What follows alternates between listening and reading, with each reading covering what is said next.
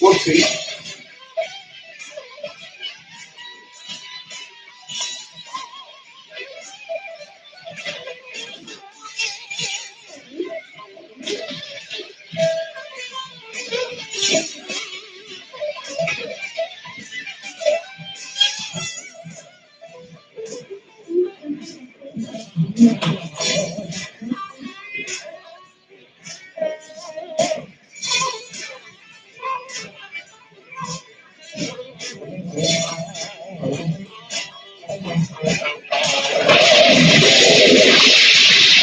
Hello! Hello! Can you hear it? Can you hear me?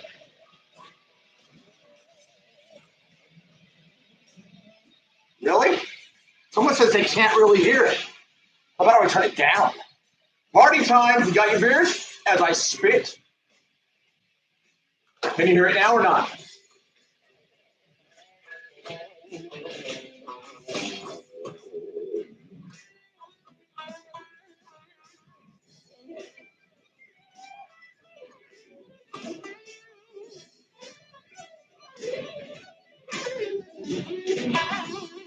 You can't hear that. How's that? How about that?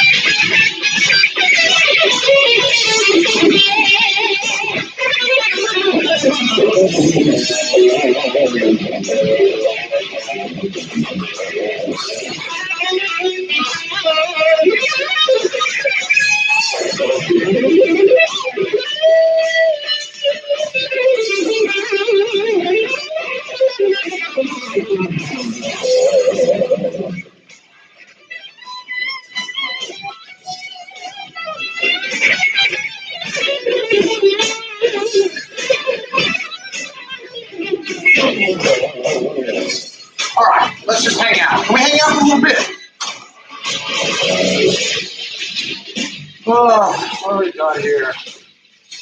So yeah, I just, it's just me. So I don't know if you know about this guitar, but this used to be it is a Green Dot, Ibanez Universe Green Dot. And it was owned by a band I did with a friend of mine, or a friend of mine I did band with called, his name was Gary McKay. And he was a little bit older than me. And we did a two-man studio project called Flat Stick. And he sadly died of cancer. And but I bought this guitar off him for $750, probably around 2000, 1999, 2000, somewhere around there. I just had this painted green, Loch Ness green, and under a blue light. It is incredible. It's true neon, so it really smacks you in the face. So what I'm going to do now is, somebody, a YouTube subscriber sent me money. I didn't want him to, but he did. And I bought these two bare knuckle Blackhawk pickups, which are brutal. So now I've got two Ibanez guitars that are outfitted with these, and so now I've got two main guitars that I can use live. I'm going to get the scratch plate painted lime green as well, Loch Ness green, as well as the headstock. And my buddy told me, he goes, look, he doesn't have a really good Ibanez decal.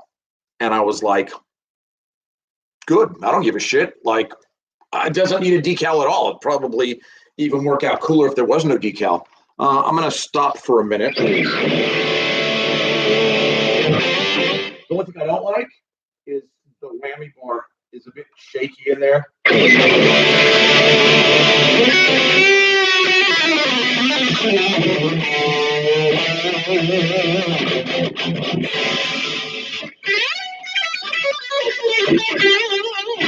But the man, the pickup's brutal. The guitar stays in tune relatively well, and I've got the fret lights up in here, obviously, and a green. You know, I don't know what the fascination is with Loch Ness green, other than it's just really bright, loud in your face. And of course, I got the star if we do some Eddie Van Halen stuff. But raise your hands. How many of you have brought or have your beer, your alcohol? Raise your hands. It sounds better without out. Sounds better. Let's see who's in here first. If we're gonna do this, we're gonna do it right. Now, can you hear me talking?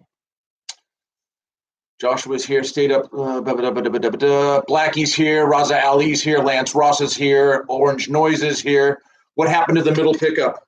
Don't need it. What the fuck am I going to use the middle pickup for? There's going to be plenty of swearing. There's going to be plenty of drinking. By me for sure. Yeah, I hope that you brought alcohol because I did. Mine's in the fridge, so I'm going to be popping out to the fridge every now and then.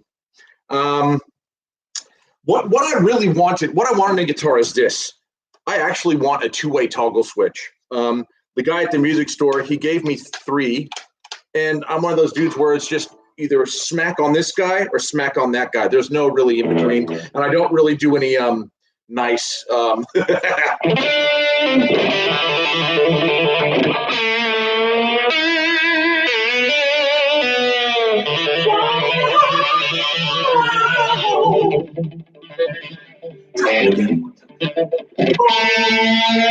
don't really do any of that. So there's no like half.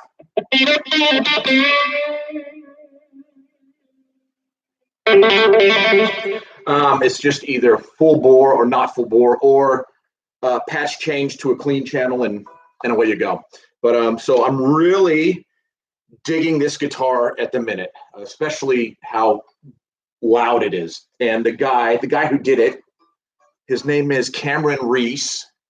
He's in a Van Halen cover band out here as Michael Anthony. And I cannot wait to give this back and have him do more work. I'm gonna stop this now because, to be quite honest, the drinking is more important than the playing of guitars. You've seen video. I got videos of that shit. Let's hang out and be friends. So let's see who's here now. Let's see. I can actually read this stuff without you got to see my setup. It's hilarious. Okay, Razi Ali, Lance Ross, brought whiskey. Nice job. Those pickups sound brutal. I will never. Here's the thing. I will never, ever not have a pair of Blackhawks in something. So I was actually talking about to my wife today, and because I'm such an idiot with money, my YouTube money, she actually saves it for me and won't let me touch it. But then I said, look, I'm planning on getting, this painted, that painted, and I'm going to need that money. And she's like, well, I thought you were going to actually save up till the end of the year where you get $1,000, and then because the plan is to get a whole bunch of money and start like fixing up, renovating my my Tokai Strat so I can use that as opposed to the Samick all the time.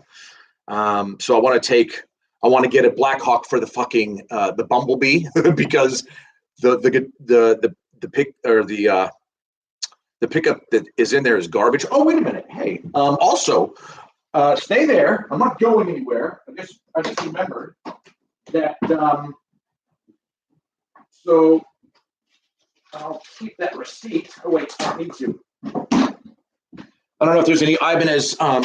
This is obviously bare knuckle, but I don't know if there's any Ibanez 7-string people out there. But I'm looking to get rid of the green dot pickups. So if you know anybody and that's kind of your jam, by all means, message me. You know how to get a hold of me. I've done that. I've let you know so many different ways how to get a hold of me. Also, I was thinking, depending on how tipsy I get, because I haven't eaten yet and I got a 6-pack.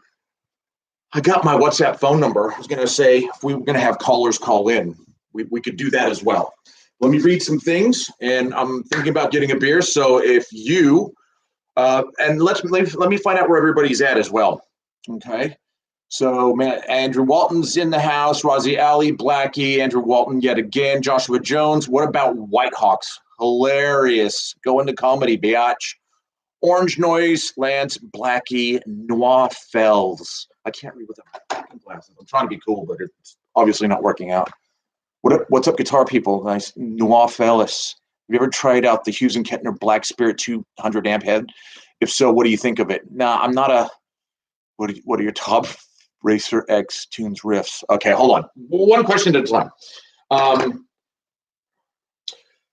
What was it for? No. With amps, here's the way I go with amps. Digital into tube power amp. That's my thing. I might as well show you these while I'm here. Got that last night. They sold out. Mean Gene Hoglan was badass, and I've had this for ages. I got to get my mother-in-law to help. Oh, I'm supposed to do it myself. You didn't hear that just now. I'm a charlatan. Anyways, yeah. So that's kind of my thing. Is the Line 6 or I don't know. But wait. Let me backtrack. I know I'm going all over the place. I heard this was kind of funny. So I went to see Dark Angel last night, and they were using Kempers. And the one guitar player had his Kemper sitting on top of two Mesa Boogies, two Mesa Boogie heads that the guys in King Parrot were using. And I was just thinking to myself, why don't you just ask if you can borrow and just run through their business, run through their heads? Because I got to tell you, I left halfway between Dark Angel because the guitars sounded like balls. They sounded fucking horrible. And I don't know if it was the Kempers, because they both had them. I don't know if it was the mixer. I don't know if it was the venue, but I've heard Black Dahlia play the same venue and they were fucking on it, and they use 5150s. So now I'm starting to think that Kemper might be really good in the studio and really not so good live, but that's a tough one, that's a tough one. I've actually heard them sound worse live than I've heard them sound better live. Actually, Scott has one in the band I'm in, Alarm. Scott has one, but what he does is he uses a cabinet, and they mic the cabinet, and it's sweet. I think going direct might be the issue because, or look, I'm not trying to bag on Kemper, but it's either the people using them or I don't know, or the technology just doesn't quite get it over the line. I don't know, but there you have it. No, I haven't tried that Hughes and Kettner. I was thinking of getting a what do they call Riffmeister, fucking whatever. Who played out the Hughes and Kettner? Okay, Midwest is here. Hello, Midwest. What is your top favorite Racer X tunes riffs? My favorite Racer X tune, without a doubt, is "Blowing Up the Radio." I love that song. I think, yeah. I'm trying to think of the stuff off of. Well, there's awesome stuff on Second Heat as well. I call that shred pop. Anyways, I got to move this and just say definitely play some Van Halen. I got to keep you working. See you later, fucker. Oh, okay, cool, dude. You a fan of the 5150s? Yeah, I am actually. Next Friday, I'm going over to Victor's house. He's a friend of mine. He actually built the Star and the Bumblebee. I probably said this yesterday, but I'll rehash. He's got one. Yeah. And I was so close to getting endorsed. I I signed the papers and everything, but then you got to have money to pay for the discounted thing that you want. And I didn't have it. So I just told my buddy to rip up the fucking paper. So, so close, so far. What are you going to do? All right. And yes, I am a fan of the 5150s. I think if I was going to use a tube amp, that's the one I would use. But I think I'm probably more of a fan of Line 6 Helix through a tube power amp with like tube power amp like the Marshall 9200. It's heavy, like you wouldn't want to travel with it because the fees you would get would be disgusting. But sounds monstrous, man. All right. I'll read some more. Saw Dragon Force live. They used Kemper and they sounded amazing. Medium venues, 700 people. Huh. I'll have to take your word for it. I'm trying to think if there's anybody I've heard use a Kemper and make it sound great live. Graham Meister. Yeah, that's the one. Yeah, that's the one. Somebody talked me against it. I don't remember who. ESP Mike is here. I made it. Can't hang long because I had rotator cuff surgery yesterday. What does that have to do with your eyes, bitch? Or your ears? Kidding. Noah Fellas, I have it. Any tips on how to learn songs by ear? Yeah. Listen to the song every fucking day in the car, whatever, to where you know all the vocal lines. You could hum the bass line. You can sing the drum fills. Like it's got to be kind of in your DNA. And then what I did as a 14-year-old kid, or whatever, was I'd put on the I'd put the record on the record player, put it in neutral so you could, I'd manually spin the record, not so much so that I could match my notes to what the record was doing, but more so that I could hear the order of the notes. And then I'd have to kind of work out, okay, he's doing that. But yeah, I mean, that's how I learned all the Dokken and Van Halen stuff, was by ear. All those many, many years ago when I was living in San Jose, California, going to Silver Creek High School. All right. Hey, any tips on ladder? You taught me how to play on the one years ago. Love you, man. Love you too. Ebis Gibson phone guy. Yeah, I actually don't like that video anymore. I'd like to mainstream those because I put but it was early days for me. So there you go. Now, who's got alcohol? Because I'm going to go get a beer. 5150s are my dream, honestly. Yeah, look, 5150s are fucking cool. I ain't going to lie. Those are cool. How about those crank amps? Never played through them. Got my shitty first amp story. Try not to swear in your comments because I have to keep continually doing this and I don't want to be distracted. All right. Got any shitty first amp stories? No, not really. Mine have actually been pretty good. In high school, we started out with the, what did we buy? We bought a Marshall Artist 30-watt head because it was me and my friends that were in a high school band, and me and the guitar player, we both couldn't play at the same time. That was kind of our dream. So one of us would have to play bass, the other one would have to play guitar. And we just play like Rat, Van Halen, Dokken covers. And so we went in together and bought this Artist head and had it through some sort of cab. And then the Ampeg SS140Cs came along. And the solid state head, 140 watts, and you plug right in. And it was more or less just kind of pan-teratone right off the bat. So we both bought one, and then we both went back and bought two. So then we both had two. And if you listen to all those Sinister Sam clips on YouTube where we're playing live, we're just going straight into the head. We did have we had the same Ibanez guitars with the same EMG pickup. So we had 81s in both the bridge and the neck, because we just wanted balls out madness. And we're using RG 550s. Is that the one with the yellow, blue, or red, or black with the black pickguard? I had a blue one. Scott had a red one, and then he got a black one with a maple neck.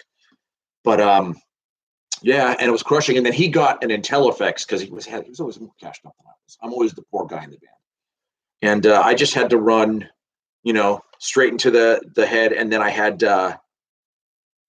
With the foot switch, I just slap on reverb when I wanted to do solos and just hope that the sound guy was on top of it. And that sound guy was usually John Wedge Brannon. Hi, Wedge. I think he's in LA now, and he just goes on tour with like fucking everybody. Anyways, so okay, shitty first amp stories. So then we went from there, and then I loaned my second Ampeg to someone. They've lost it because they've moved that many times, and we haven't really kept in contact. So I found out that that one's gone. I have the other one. You'll see it in the video every now and then, but it's really beat to shit. It's got stickers all over it. But mad little amp. Those Ampegs were fucking incredible back in the day. What, 84, 85, 86, somewhere in there. And then what did I have out here when I came out here to Australia? I don't remember what I was running through. I had a Zoom. I had one of those small black Zooms. That was awesome, but I wouldn't run it through anything. That's right. It was the Ampeg. It was my Ampeg head. I had to get it transferred over from 120 watts to 240 volts or whatever it is out here.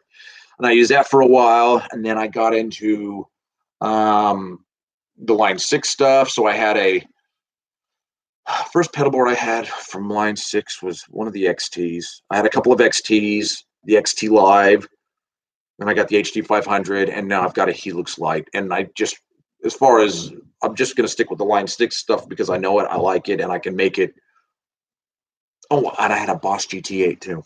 Anyway, all right, we're going to drink in just a second. So yeah, I don't know about shitty amp stories. I'm pretty lucky that way, although my Carvin TS100 is blown in a fuse, and it's only traveled with me twice. So I'm a bit annoyed at that.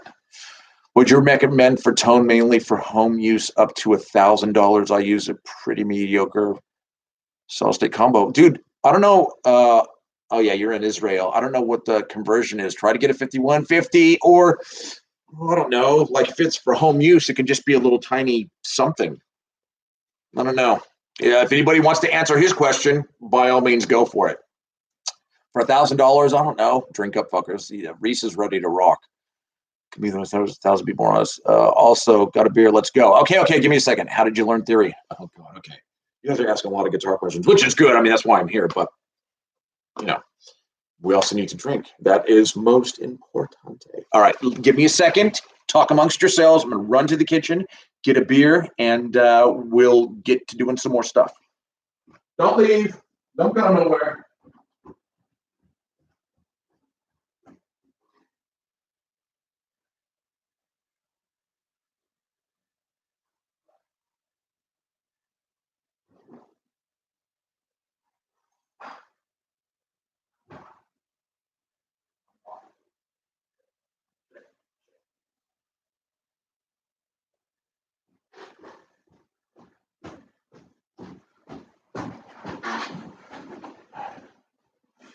Hello. Oh, I just want to show you this real quick because I feel like such a showy, intelli mood. I got this at Kmart for $6. How stoked am I, Barry? That was a while back, and I also got a 9-inch nails shirt as well. For 9-inch nails, I would like you to check out the Fragile as well as the first one. Fuck, I'm fat.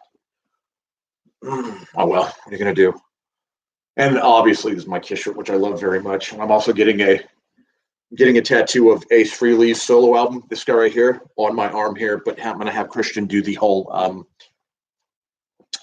the whole thing in color as opposed to black and white, which isn't really his thing. Okay, this is a beer. I live in a suburb in Melbourne called Hawthorne. This is apparently their beer. Let's find out, because I know there's some Americans in here, what the alcohol content, 4.5%. Yeah, and it's a 330 mil bottle. People who know me that know that not really one for taste. I'm one for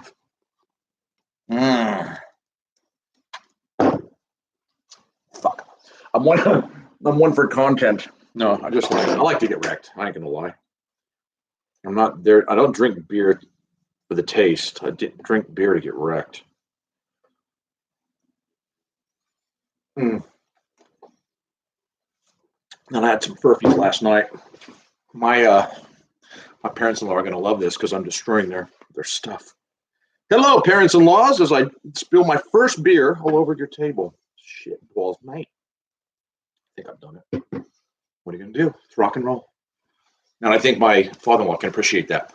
All right, let me see where we're at. 20 people, that's all right. I like it. The whip, okay. Let me go up a little bit. Drink up, fuckers. Could be more than. How'd you learn theory? Oh my God. That was theory was tough. I was about 21. You try to learn it on your own, and I got those videos from like Vinnie Moore, the Gambali, and it doesn't make sense. But it didn't to me anyways, because if you're thinking of like I don't know, D. Dorian. It's kind of like a move. I don't know. How did I learn theory? It was this. It was watch these videos, went over my head, went over my head, went over my head. Didn't understand it. You kind of need the scale and the chords to kind of make it work, even though you don't, and you can just say play a D Lydian, and then there are steps involved to do that. But basically, watched all these videos. I couldn't understand it for the life of me.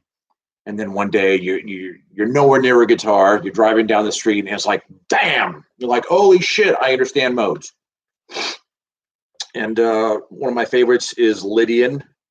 I think maybe because of Vi. Well, I think Vi used it a lot, and then I realized that actually Zappa used it a lot. And so there's that Vi Zappa connection. I'd like to hear more Lydian and metal, and it's kind of coming around. I think Textures have done it a little bit. Trying to think, not too many others though, but it's quite a cool sound to fuck with, especially in aggressive music. So yes, that's how I learned it, just by ear and watching like videos and shit that I had to buy. Okay, TRX10. I'm going to read a little bit. I'm going to talk a little bit. Considering getting the new 30 mark. Okay. Thoughts on UFO, the band? They went over my head. I didn't get into them. It's not because, I don't know. I thought they were. I'm going to try to clean that up a little bit better. I don't know why I didn't get into UFO. It had nothing to do, like I like Michael Schenker. So I don't, there was just one of those bands that I missed. There was quite a few of them. I missed Slayer until I went back around and got Rain and Blood. But I was like, growing up, it was cock rock at first. So it was like Dokken, Van Halen, that kind of shit. Icon, which I loved. And then in 1987, I heard Anthrax Among the Living, and I was slowly getting into Metallica. And then that's when I was like, holy shit, I'd rather.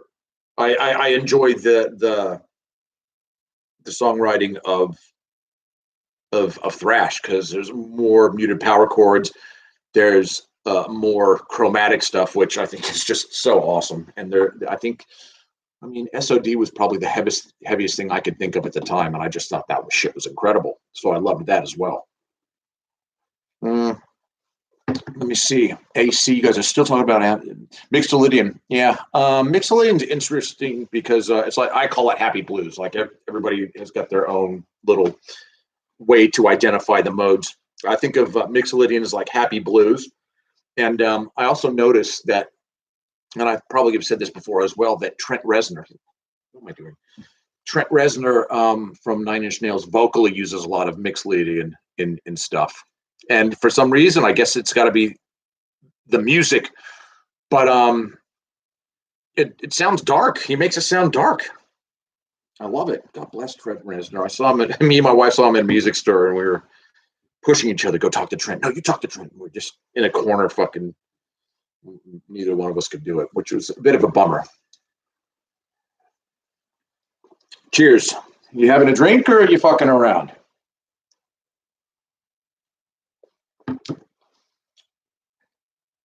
Have you listened to Car Bomb? No, but I heard Wes Houck from who's he in now? He liked Car Bomb, and I remember reading a post from him. First time you heard Van Halen? Oh shit. I heard Van Halen on the radio in about 78. I was about what, 10, 9 or 10. And I was running with the devil, and I didn't think much of them because quite frankly, they weren't Kiss. And I was like right into Kiss. I liked Kiss so much that I audio recorded Kiss Meets the Phantom of the Park when it was on television. Like, who the fuck does that? It wasn't even a VCR. It was my little fucking tape recorder. And I just held it up to the speaker, and everybody had to be quiet when the commercials, would end and the show would come back on. I don't know. I was really into Ace, And it didn't dawn on me. Oh yeah, so I wasn't open-minded at all. I was just like, love Kiss, fuck everything else. And then later on, like I'd see Van Halen in magazines and be like, that's where I saw the Star. Eddie playing the Star. I was like, wow, that's probably why I had it made. Is I just was like, I don't know much about these guys, but he looks too metal for me to like that stuff. So, and that is why I got this, because it reminds me of like Ed being at his most metal. I think 80 for me is like, yeah, Eddie is at his most metal. People were copying him, so he did a really fucked up paint job because he knew that it'd be hard to replicate. And I love it. So yeah, it's you know what I want to do with tattoos down the track is like if I have different things, I want to tie some of it together with like with Van Halen stripes. So we'll see. Man, tattoos are so fucking expensive, mate. Cheers. I'm gonna read. Saw UFO with Michael once before. Yeah, he's awesome. I'm drinking my Sprite. Good boy. Drinking. What's your favorite Van Halen album? Van Halen 1 is good. Oh man, my favorite Van Halen album.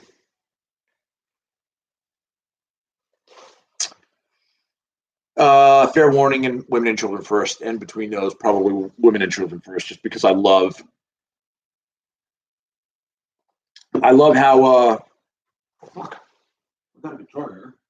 I love how crazy Ed was, and I love those songs. I love the production. I love I love the sound of his guitar.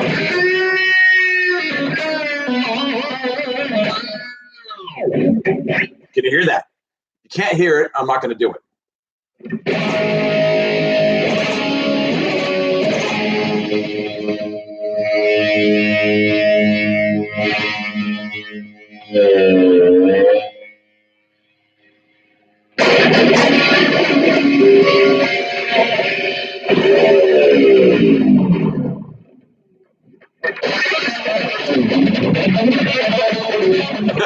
So I don't know. I'm a bit, yeah, that's so hard.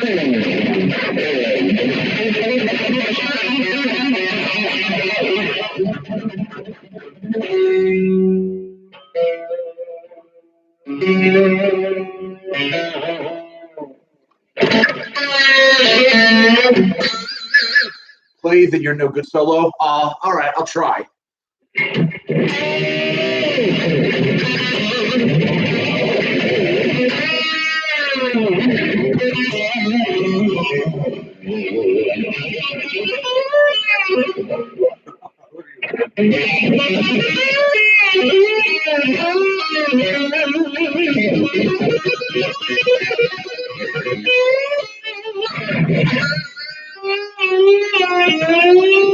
Wait, I forget this.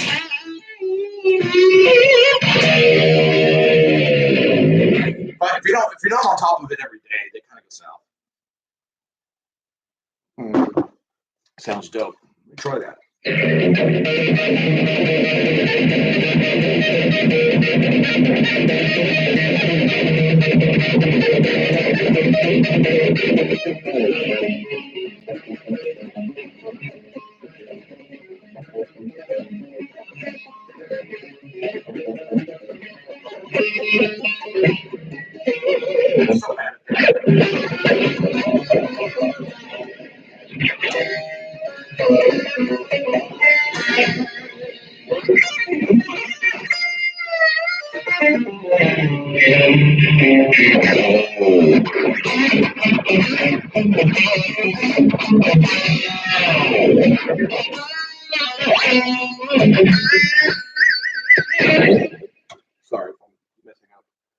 Sounds good. What are you playing through?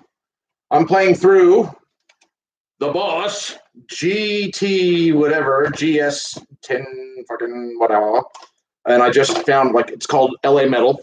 I haven't messed with any of the parameters. I turned up the gain and the volume.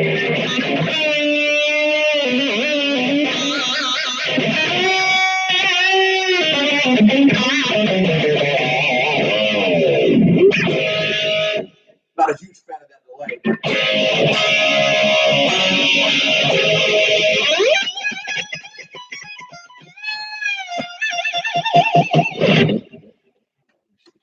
What's the hardest Van Halen solo to play? Dude, look, they're all fucked up. To be honest, there's always something in there that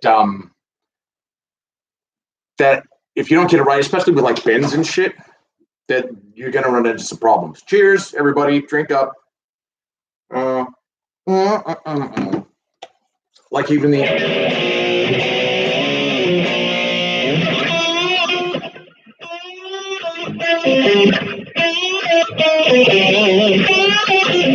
Yeah, okay. Feel you love tonight.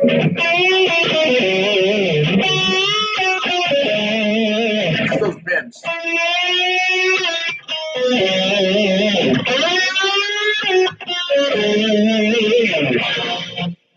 If they're under or over, it just sounds so fucking bad. Let's see. What are you playing through? Sounds good. Thanks. Good sound. Hard Van Halen. Look, they're all hard. He bends. His bends are so crazy.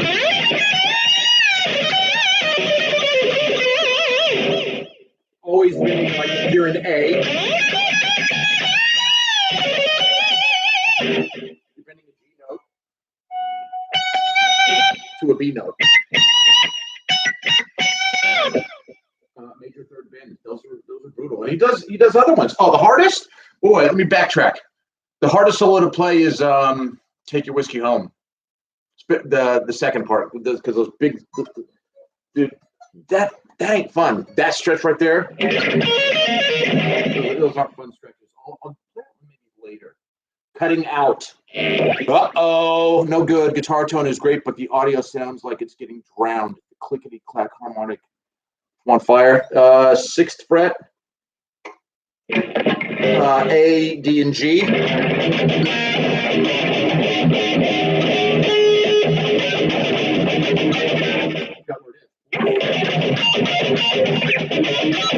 it is.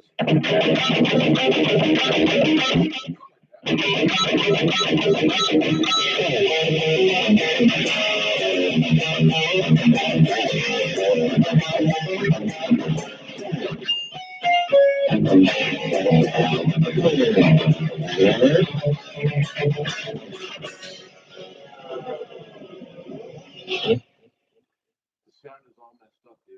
Oh well, what are you gonna do? I'll turn it down. Does turning it down help? Wait, maybe turning it that way.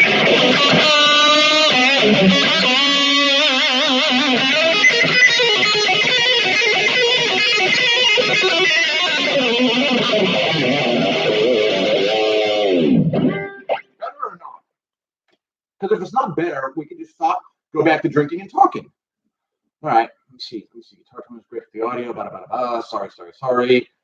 20 people. I like that. 20 people. Come on. Who's got beers? Let's do this. This is party. It's fun to chat and shit. And there's one down. Sounds all messed up.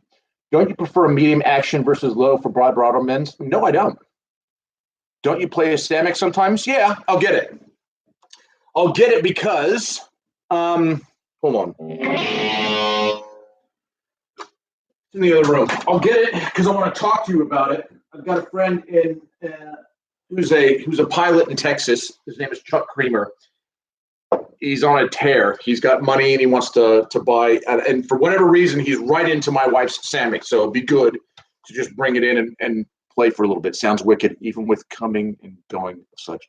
Play a Dawkins solo. I don't think I know any. Not off the top of my head. How big of a super chat for some Sean Lane's? Dude, we can talk about Sean Lane. I did the dumbest thing before I started today's live stream. I started watching Rick Beato videos, which is was just a bad move because I'm like, oh, I can't fucking compare to that fucking guy because he's so great. But then he did this thing where he was like showing what he thought all these different shredder categories and all that, and he goes, and the first dude up is Sean Lane, and it's just, dude, he was doing, he had little fucking tiny little hands. He was doing these Van Halen stretches and just fucking smacking the shit out of the ballpark. Yeah, the super shredders, correct. Yeah, it was fucked, like, it was fucked up. So, okay, let me grab this Samick real quick. Talk amongst yourselves, and we'll just keep going. Should I get another beer? I'll get another beer. Samick is. I'll grab another beer.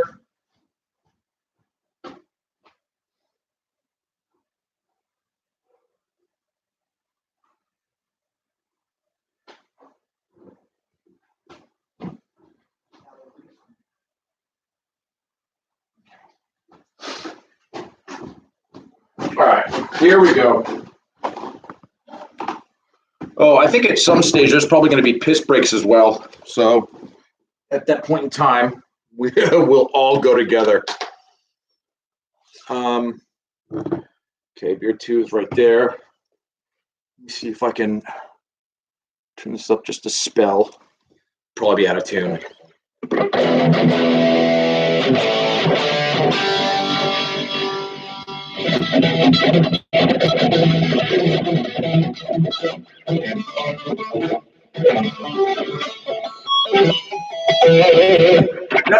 That part, like look, I'm just bad at it. Like I'm not going to sit there and practice that over and over and over again.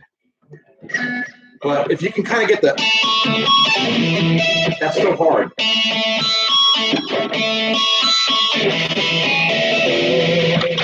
Fuck it, man. Fuck it. All right, so let me just, I want Chuck Creamer, I want my buddy Chuck Creamer to just really get a good get, whether he's in here right now or not. I did email him and say, look, this is going on at this time. So, okay. If you don't know the story, my wife bought this, and she was like 15 at the time. So like a couple years after we got married. I'm joking. She got this when she was 15. She waited out in front of a store and did the whole overnight thing. And I think she was maybe first or second in line or whatever the fuck. Bought this Samick for $15 at one of those types of sales. I play it on my videos purely because it doesn't have a Floyd. It's easy to tune, and that's it. I did buy these pickups here at that Guitar Fetish website, and they're actually louder than fucking Ibanez pickups, which is insane because I've brought this to rehearsals and use it as a spare in case something snaps or I need a drop D guitar. And these fucking things, for what they are, they're loud. They're $60 for the set for all three. They're loud. Let me see. Get in there, Chuck. I don't know what you need to see on this side. I'll show you the back as well. But down the track, with my wife's permission, I'd like to maybe get it repainted a different color or something. I don't know what that is, but I tried to clean it up a bit. And there is a serial number on the back. This was made in Korea, under that it says since 1968. I'll give you a number, Chuck, because you're probably into that kind of thing. 6040880. In fact, this is a Samick. I should just call it Sam, but I like using this one a lot. It's not, the action is not great. It's not fun to play. And I don't like that the finish is like even on the front of the neck, excuse me. So I think down the track, it'd be nice to get like an unfinished neck with maybe a reverse headstock. And if I was really going to get crazy with it, I'd put in some, fuck off that pickguard and put in some fucking bare knuckles, but I don't think I'll go that far. Okay, beer 2, everybody.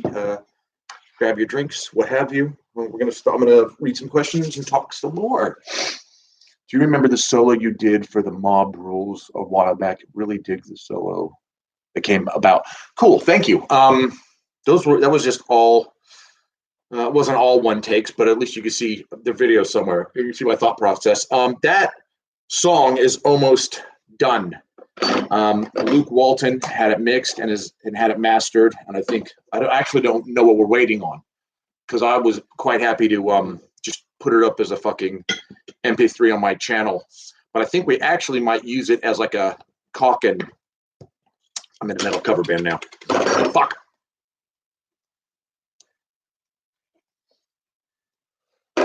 Second time I did that, man. What is this, a conspiracy, mate? Fuck. I'll try and find a towel. I'll be right back. Like, I'm not even fucking hammered. Ridiculous.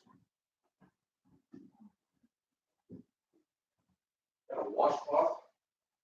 Here, here's a towel.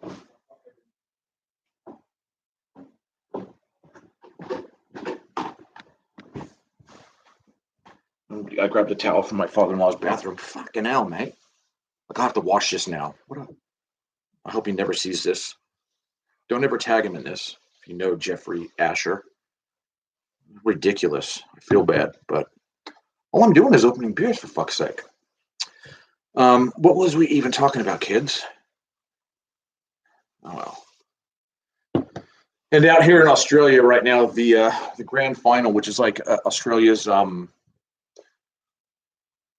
what's it called? Super Bowl is being played, so that's kind of why I'm doing this as well, because it's not my thing. How old are you all? So we got an 18-year-old, we got a 49-year-old, LSMG. Yanni's 18, 17. Got some young fuckers. Spanky is 90. Congratulations. Up there, the wife's guitar. You love that thing. I love it only because it's fixed bridge. I was actually thinking, because if I can't get an endorsement with Ibanez Australia, and it doesn't bother me whether I can or cannot, but it'd be good to just be like, dude, I don't have to be endorsed by you. Just loan me a fucking fixed bridge 6-string so I can fucking have it in the videos instead of this fucking thing. But whatever. I mean, we'll see how we go.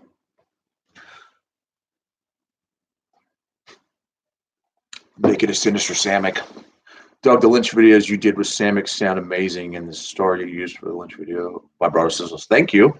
It's Lance Ross, everybody. That's just, I don't know, me up there. Yeah, cool. Okay, I'm trying to read 56, oldest one on the stream. Hey, Doug, have you seen... Fuck. Sorry, I do need my glasses. Have you seen Marshall Harrison on YouTube? Oh, yeah. Yeah, that dude's fucked up. He's a Texan. He works in oil, I think, with his family or something. I've been on one of his live things, and I asked him what he thought of Steely Dan, and he called him fucking Rabbi Rock, which I thought was rude. I'm a big Steely Dan fan, so if you even slightly diss him, I get fucking pissed off. Here we go. All your ages, GIT, 1980. Yeah. Oh, Aaron Berg has some great stories on GIT. So go to his page and check him out, because I told him to. I said, dude, if you got stories from GIT, it is your duty as an American to let the world know what was going on. Fuck. Easy on the wife's guitar. You are sweating summer now. It's bad up north. You in Australia? I'm in Melbourne, Australia. I'm currently in a suburb called Blackburn South. Marshall is silly great. Would you get a Stramberg? I don't know. Jason Becker, thoughts? I saw Cacophony live, I think maybe three times.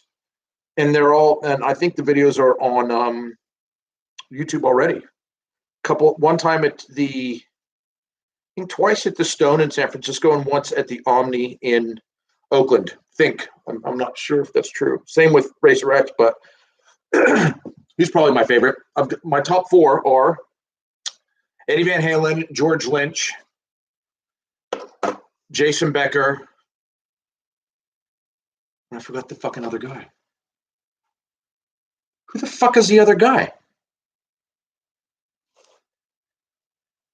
Paul Gilbert. Fuck. Yeah. Those dudes. Yeah, those guys completely shaped me. But then there's like honorable mentions and fucking love Holdsworth and love Greg Howe and Blue Saraceno and fucking Brandon Ellis and Joshua Jones as new fucking dudes. You know, Johnny Marr from the Smiths. He's got a cool thing going on.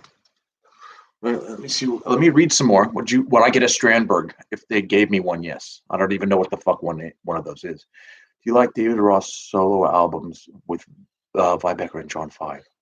Don't think I've heard the John 5 one. The Becker one, that was, I don't know. See, I think I was listening to Meshuggah when that fucking was released. So I saw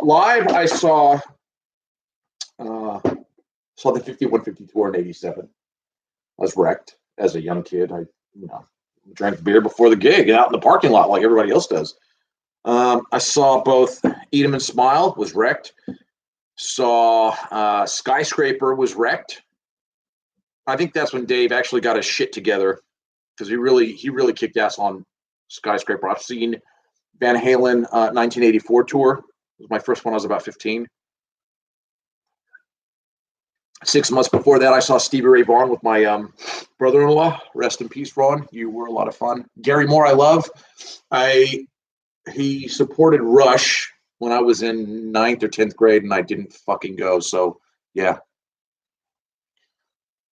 Okay, show off your Eddie guitars. Why I have one here? Where am I from originally? I was born in Fresno, California, which is a fucking shithole. I still think so to this day. I visit. And here's how it works with me when I go to Landon, LAX. So it's usually Melbourne Airport, LAX, and I film this shit. It's on YouTube. Dad will pick me up from the airport. We'll go to Denny's, which there are none out here, so I missed that, and I love that. We'll go to his house. I will have been up for many, many hours. Because it is like a 14-hour flight.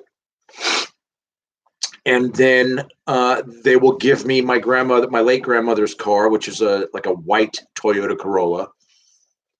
Excuse me. And then I'm like, cool. I'm going to Walmart. Excuse me. And then I stock up on socks and underwear like every old fucking man does and see what kind of $5 concert shirts they have. And then I'll go back and hang out with Dad. So I am from Fresno, along with Russ Parrish and Wes Houck. Paul Gilbert, love Paul Gilbert. Jason Becker with GIT was there. What? Jason Becker was a GIT, what, to perform? Because he's a San Francisco guy. Play one of your favorite Lynch solos. All right, I'll try. I've had beers, so let's not judge too harshly.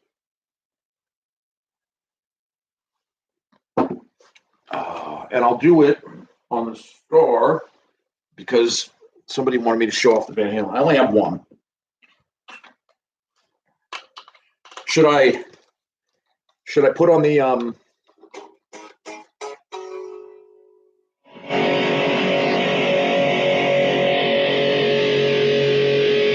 Can you hear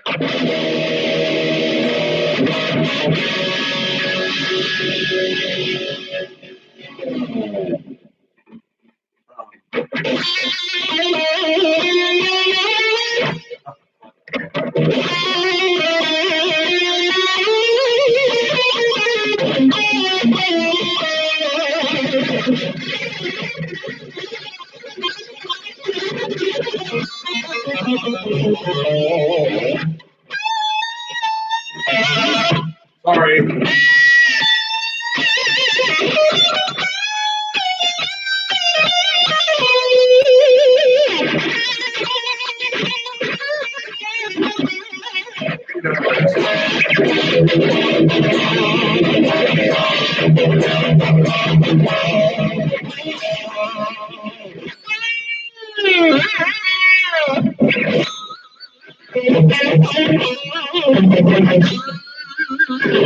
Wow, I heard the speakers far. I should maybe turn it down a little bit.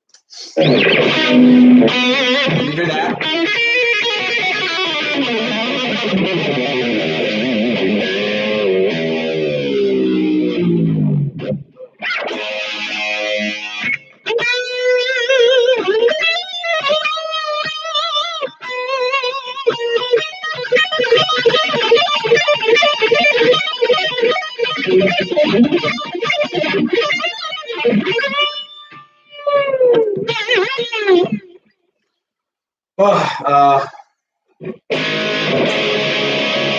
Tooth and nail. Fuck, I used to know it.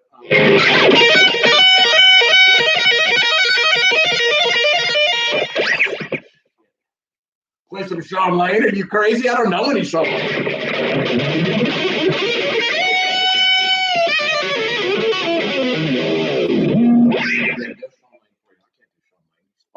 He's great. For Guthrie Govan to even cover Sean Lane, like to learn a Sean Lane solo, that's amazing.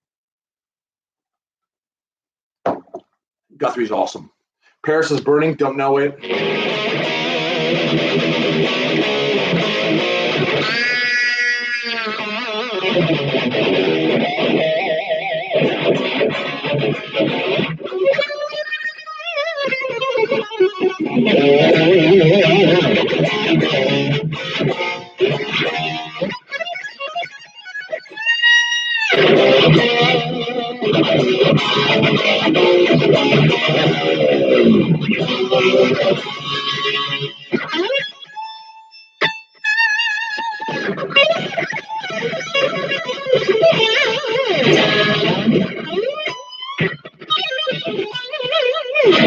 Whatever. George, I love George.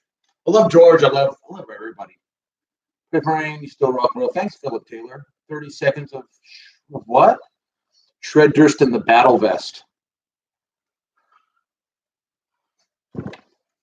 Shred Durst in the Battle Vest. Here, maybe this can help.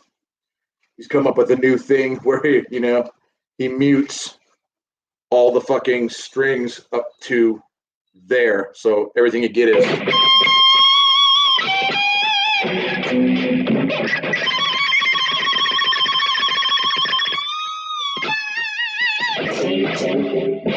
my God! Yo! Shred Durst in the fucking house. What do you got? Don't swear! Don't swear, you fucks! All right, let me read for a minute. Look, my guitar playing is not going to be on point. I haven't really. Warren DeMartini is awesome. You're good. Inspire me. Fuck off. You inspire me. Riff some. Oh, you inspire me. Wait, you're good. Inspire me. I don't know if you're telling me to inspire you now or just I inspire you in general. Riff some Van Halen and make it groove. All right. I'm gonna drop D because my favorite riff is probably this guy.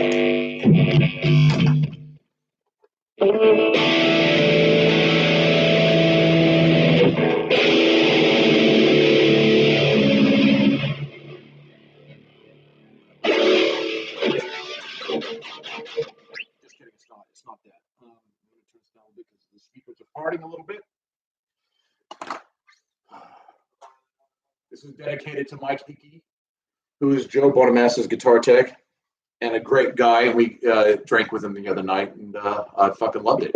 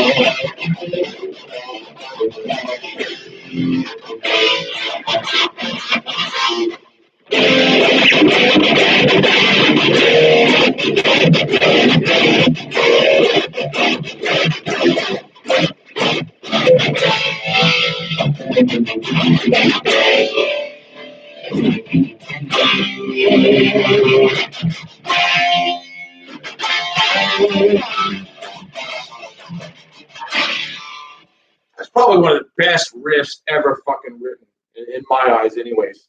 That one and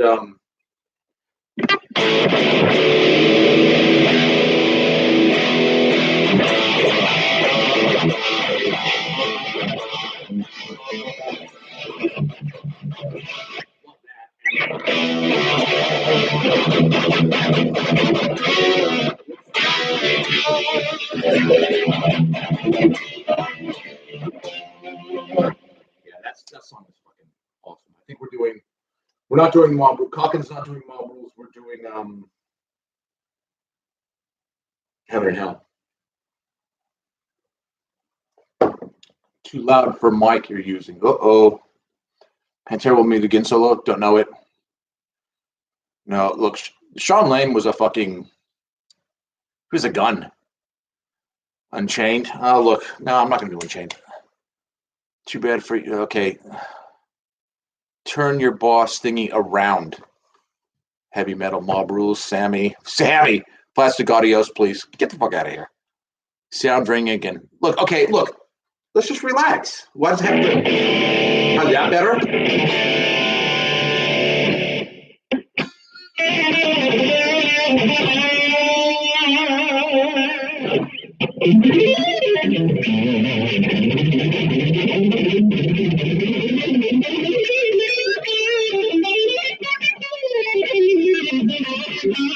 Oh, turn it toward me? Let me just turn it down.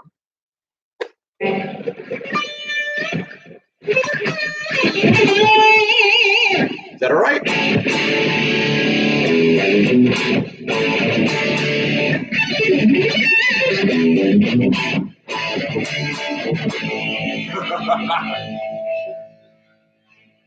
Yeah, look, let's get back. Let's chat for a bit. Steve Vai trying to go. I'll have to take your word for it. Fuck. Where am I? Thoughts on Vito Bratta? There ain't many. Look, I was transitioning from fucking cock rock to like thrash, and I just thought that it was too wimpy for me. So I didn't like White Lion. You know who I really liked was fucking what band was Ronnie Latecro in? 10,000 Lovers in One. What were they called? That was a fucking Phil Harnell on vocals. What the fuck were they called? They were fucking great. Yeah, look, I missed out on the Vito Bratta train. Sorry. Steve Vai, he don't like Vito. It's not, I'm sure I like him as a person. I don't know. So how's it been, Doug? How are you doing? I'm fine. I'm actually Vito Bratwurst. I'm fine. I'm loving life. I had a couple of beers and I've got another 4. Vito was a great guitar player, just the music wasn't that good. TNT, yeah, they're the fucking, woo! Yeah, TNT were fucking great. Metal Church is also great. I mean, fuck, there's, that's why I'm going back now. I'm going back to stuff that I feel that I haven't given either any sort of chance to listen to or to, because, I mean, I'm pretty fucking, like I said, I don't know if anal's the word, but the minute you don't have something that I can kind of click onto, I'm out of there. But that's just with metal. I mean, at work, I listen to fucking drum and bass, Latin jazz, soft jazz. I'm always trying to fucking listen to new shit. David Wayne, yeah, he was the singer for Metal Church. Yeah, he was great. Cheers. I'd like to hear more of the autograph, actually. Remember David Wayne's group named Reverend Slaughter? We met the guitar player of Slaughter who died at one of the NAMM shows. No, I'm not going to shred right now. What about pop? Depends on the pop. Frank Marino's badass. Depends on the pop. I've seen Gaga 3 times. Love her.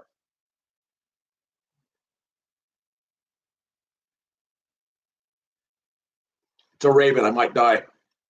Anyway. Shred it. What about pop? Depends. Leatherwolf could play and write too. Don't know. Frank Marino, I love Winger. I saw Winger. I don't know if I told you the story. Saw Winger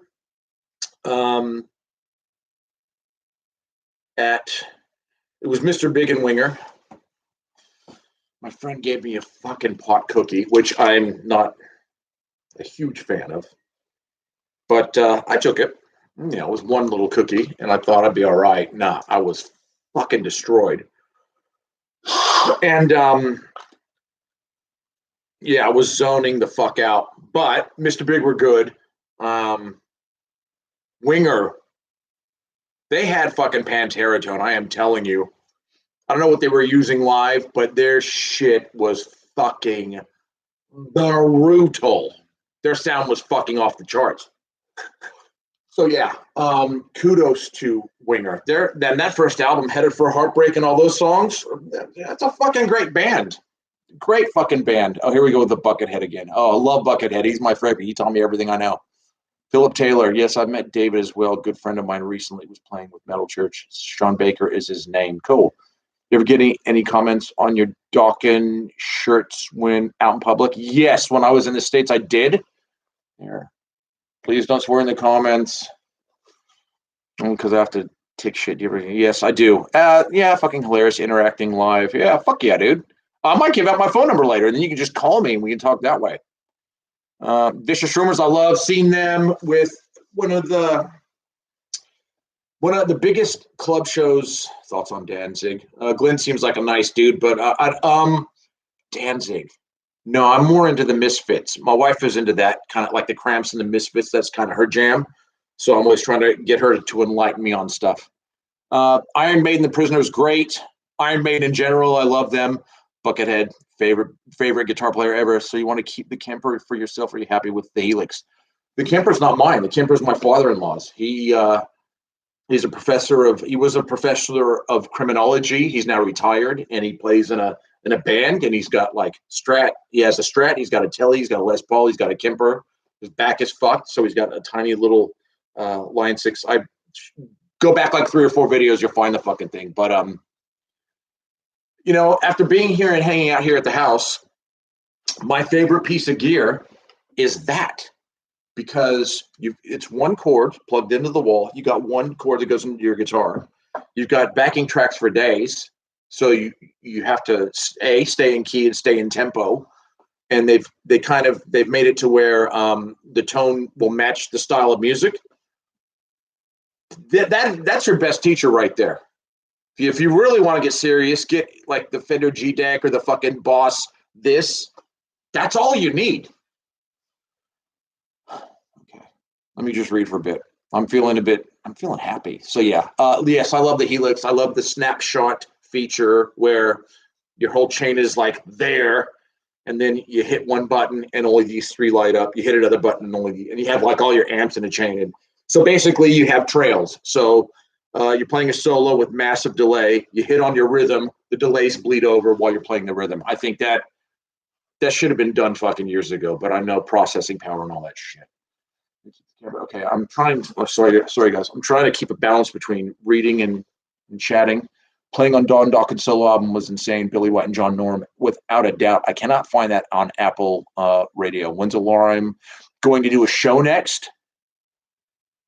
I don't know. We put our hand up for the Marty Friedman gig, and we got knocked back, which really kind of annoyed the fuck out of me because no comment. Turn the Boss back to it was just, you're the perfect for 60 seconds. Sounds like Underwater again. Love you too. I ain't doing that. What amps do you use for metal tones in Helix like? I think it's an Angle one that has like the mid boost. I've been using that one, but somebody kept telling me to use the Badonkadonk or the something. I think Dean Wells from Terra Maze was saying use that one because that's the one he loves. He's actually the guy that got me onto the Helix, because he said that he had his dream rig, which was like a fucking Mesa Boogie Mark IV or whatever the shit. He played a show with Dragon Force, and he plugged the Helix straight into the fucking PA, and he was done. He's like, he sold his shit the next day, and he kept the fucking Helix. So, and that guy knows his sound. How many guitars do I have? I think I got about 7. I think my main ones are all 7 strings. If I could go back, I just get 7 strings until I die. I know, since you had it, don't do that. We'll never get the time zone change right. My Sharona used to have to play that. Joshua Jones is fire. Make something with him. I have. He did he did the outro solo on Mob Rules. Oh, I'd do a fucking album with him in a heartbeat. I'd do a fucking EP with him in a heartbeat. He knows that. We talk probably every other day. Rock Band was pretty good. Heard of Gus Drax? Probably. Like Coroner? Love Coroner. I've seen Coroner live in, I think, 96. I love, Read My Scars is a great song. Die by My Hand is a great song. Yeah, love Coroner. I think they're fucking great. In fact, last night I wore my Coroner shirt. But I think I had Mental Vortex on tape, cassette, and I had another one. I had two fucking, and I really enjoyed that guy's voice. I think, yeah, I'm a big fan of Coroner. Rockman's or a trip. Yeah, extremely chorusy. Sabotage. I don't know what it is with Sabotage. I think it was the singer's voice. Never got into him, although I hear that Chris Oliva was like a great guitar player. The singing just really bummed me the fuck out. You saw Joe Bonamassa, you know Eric Gales. Yeah, and I think Mike Hickey was telling me that they brought him up on stage to jam with to jam with Joe, and it was very kind of toe to toe, which is good. But yeah, Joe's a great player and a very funny guy off stage. Eric Johnson picks everything. Yeah, he's fucked up. I watched Eric Johnson on, you know what I mean. I watched him before I fucking hit the fucking record button. I play Mesa Boogie triple rectifier solo head. Gladly trade 4.5 Mesa cab for a Fractal 3. Okay, make it happen. If you played a guitar with a high A string, nope.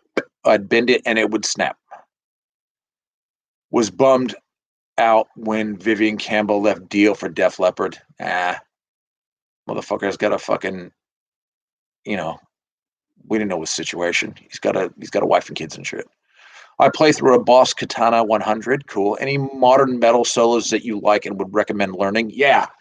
The whole fucking album of the Black Dahlia Murder Nightbringers. The whole fucking thing. There's a song called Matriarch. Actually, I filmed it because I was standing right in front of Brandon when he played it. I still don't understand what he was doing, but yeah, that dude's fucked. His solo, like, I'm not a huge fan of like dudes who write out their solos, but he does it and it's perfect. Was I bummed when? No, I wasn't bummed when fucking Vivian Campbell left to. No, I think Dia was because he made himself pretty vocal on YouTube.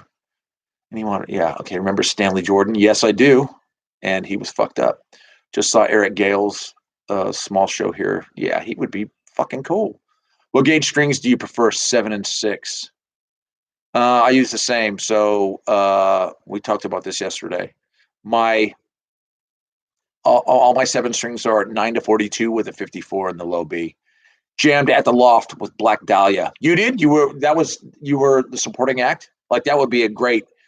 Like I think I got Brandon on Instagram and maybe in Facebook, and he was talking about doing like a leg of a tour with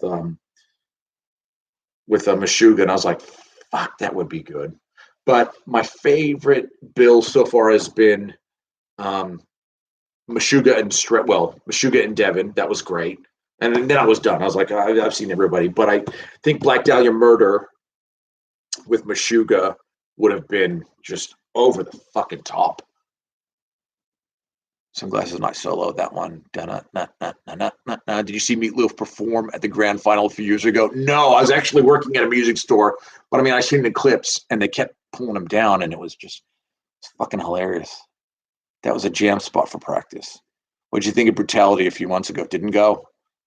Do you watch Jared Dines? I watched Jared Dines when he did the 18 string switch off with Steve Tarenberry or whatever the fuck his name is.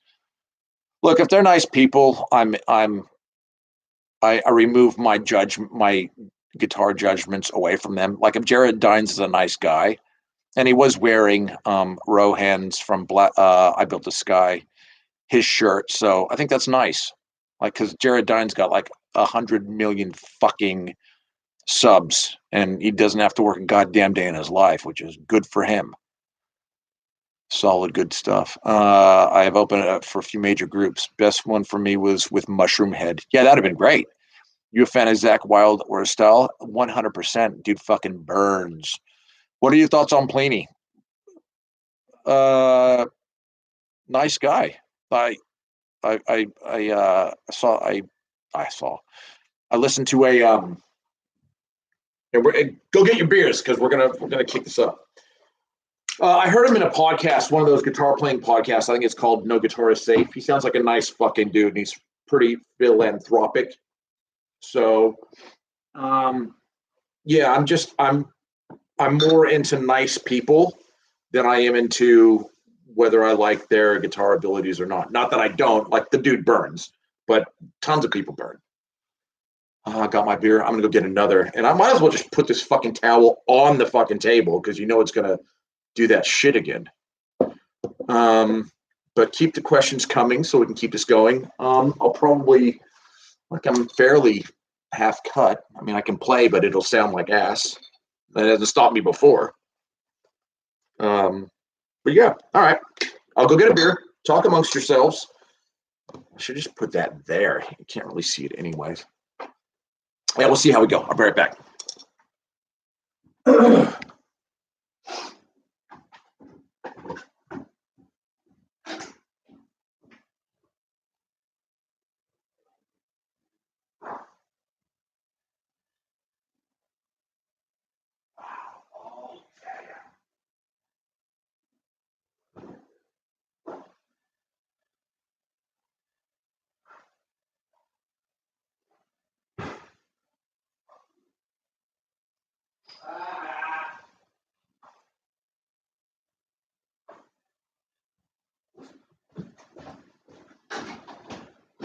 God's fucking with me today, and I'll tell you why.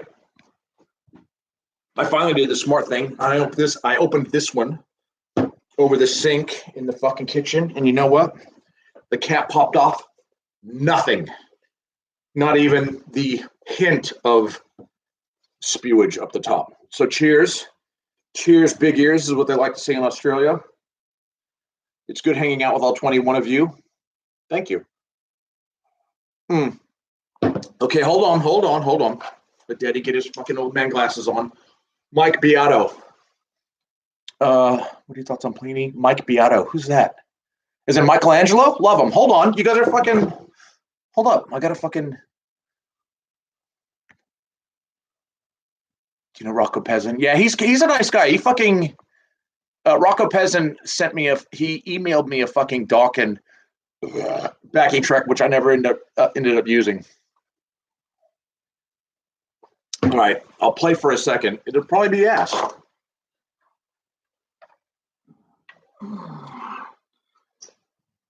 See, if I was on stage and this was fucking like,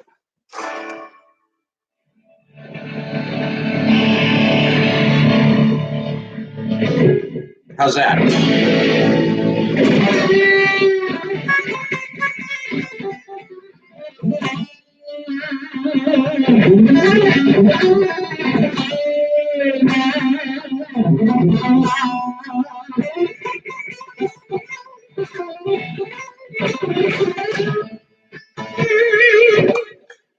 Dude, if it's going in and out, we should, like, why are we even doing this? Let me. We're here to chat and have fun. I don't want you busting my fucking balls, all right?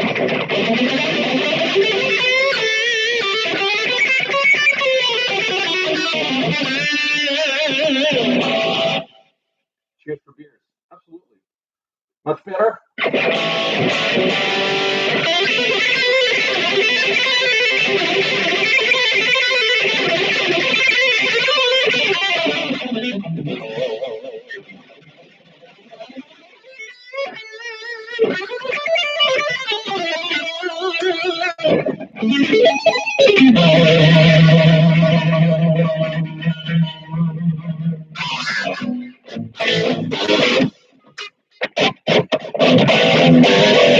Fucking with you. All right, let me. Fuck, was it back in track for? It was for the Living In solo, yeah, because I didn't finish that. Cheers for beers, much better. I would never. Don't swear, guys. I gotta keep fucking doing this. Okay, I like to see on you not recording an album right now. No, we're actually, our album is in the bag. On Fire, the song.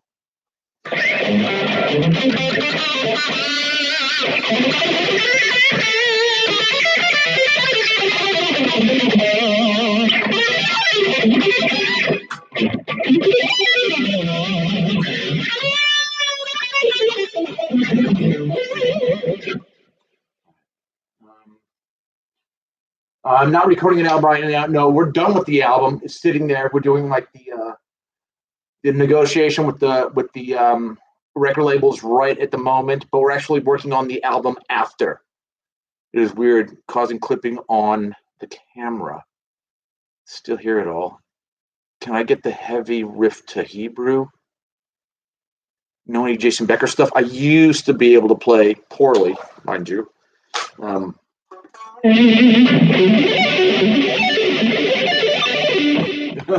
look. That's all I can look. It's like my fourth beer right here. Skolnick fan, of course. I'm a Skolnick fan. The solo for Two Living End. Not anymore. Skolnick fan. Love Skolnick. Pre-Ingve shredders versus post-Ingve shredders. Let's get some more names happening. Guthrie or Tosin.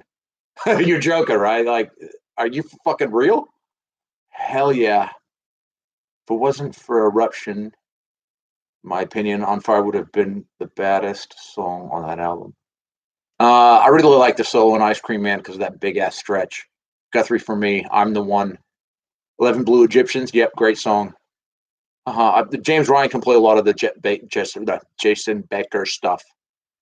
Any Dimebag solo can't. Don't know him anymore. I'm drinking now. Can't hear you, though I'm out and about. Yeah, play some Dimebag. Oh, fuck. To Smitty Van Halen. Man, you guys are fucking... You guys are ball busters.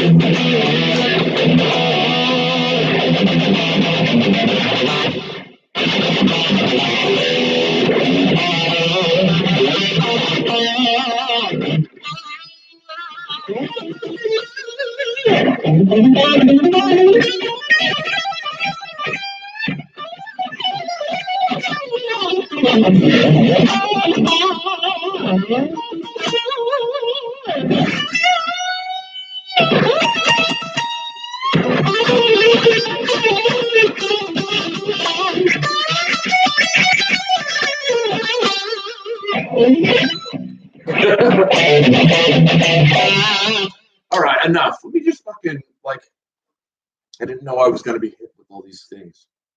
All right, cheers. We got to keep, it's just more important right now to just hang out. You're asking me what I think of all these fucking dudes. What do you think about all these fucking dudes? What do you think about Cameron Cooper and fucking Buckethead and Ben Eller and I don't know, whoever else? Fuck.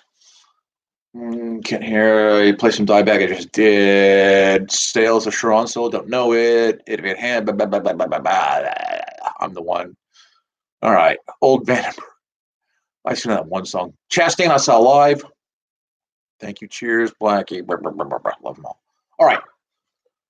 What's everybody listening to? What's in your phone? Ooh, you know what we should do? Should I do it? What are we on time-wise? Oh, we've done an hour and 30. Should I give out my WhatsApp phone number? And then you guys can just, instead of typing, just ask me questions outright? Which I know sounds like a fucking horrible idea, but I kind of don't care. And how was Buckethead? I think I saw him. Great players and cool dudes. Well, there you go. None of my friends went because they thought he was weird. So it doesn't do it for me. Can't put my finger on it. Stuck Mojo, I love him.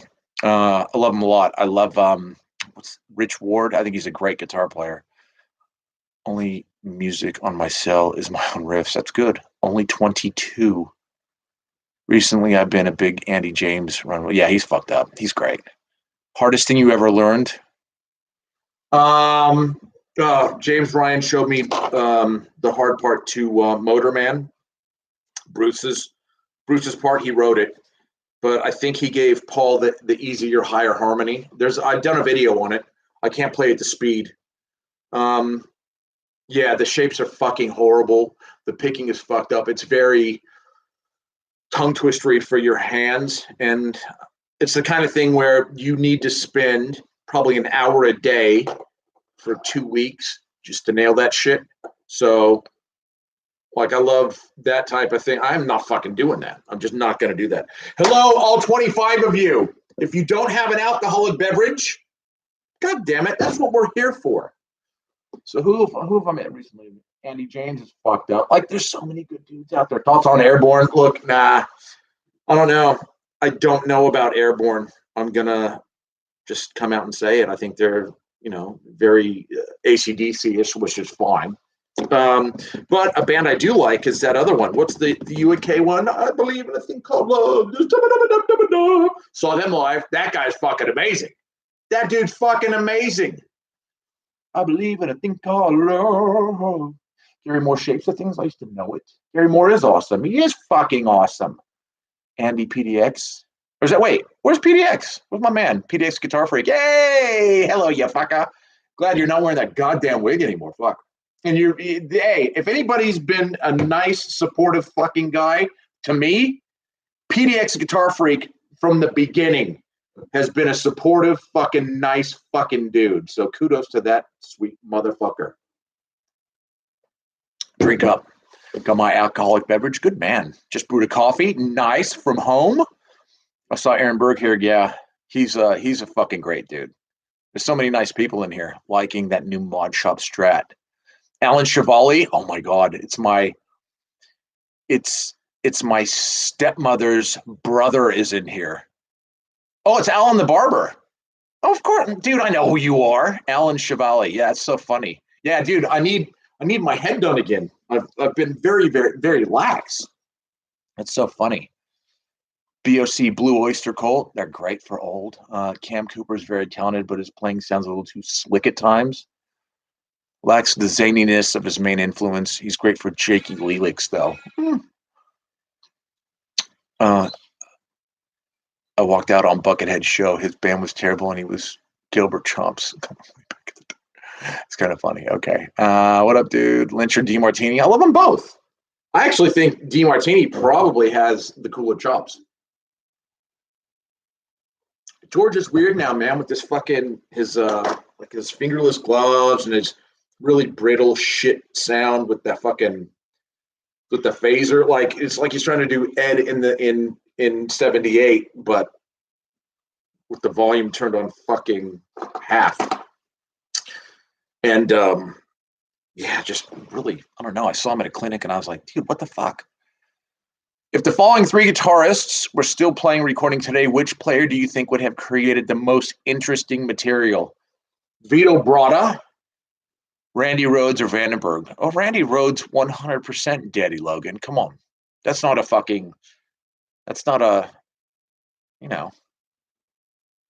that's easy.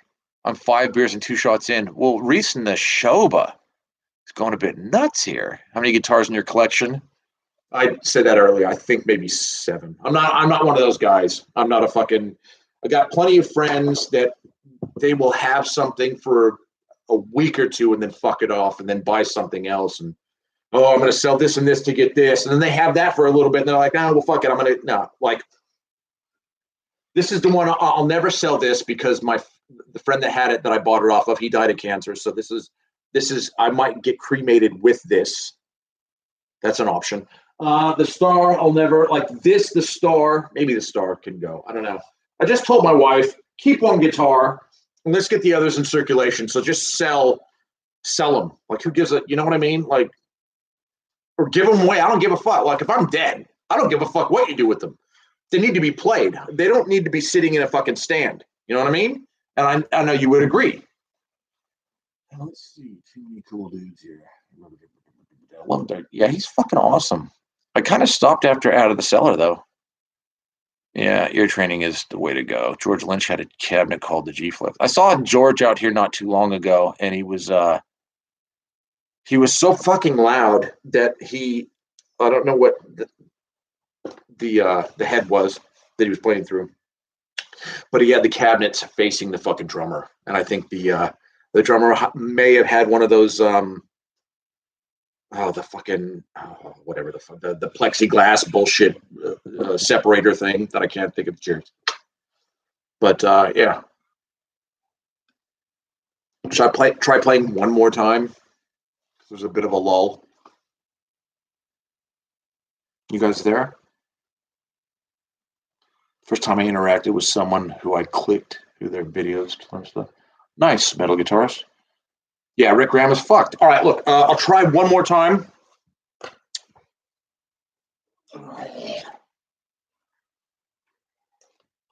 Man, I really do love the color of this guitar. All right, let's get the level before I move.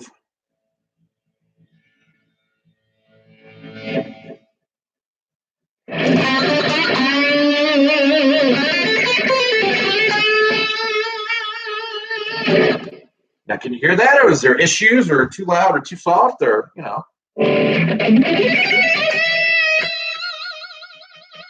Wow, really?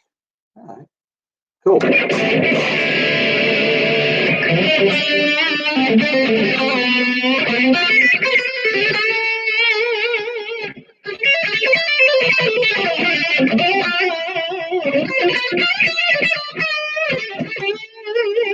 Yeah, the fucking like the guy who put the pickups in it. I don't know if he did any sort of a setup on the fucking neck, but goddamn, like the strings are really fucking low, and that's what I want in a guitar. I want fucking. I just don't want to fight with the fucking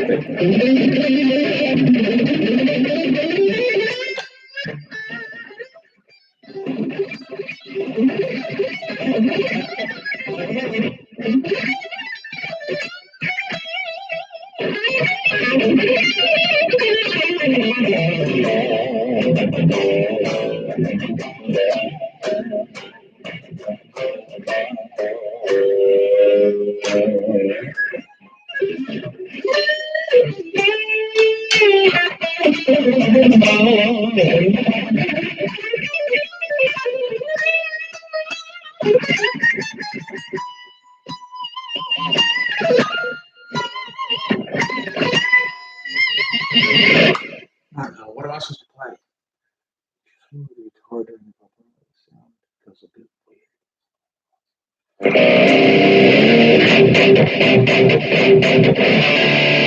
It's a shame I can't play with the backing track from here.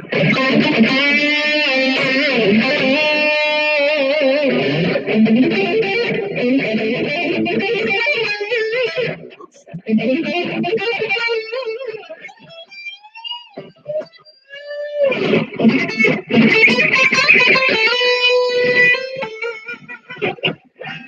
I don't know, guys. What does it go? Still stuck on. I'm stuck on these. The black Ultex. So yeah, I went from normal Jazz 3s to the black Ultex, and now I just can't. I was doing yellow. I got a bunch of both. I like the higher action. No, I can't do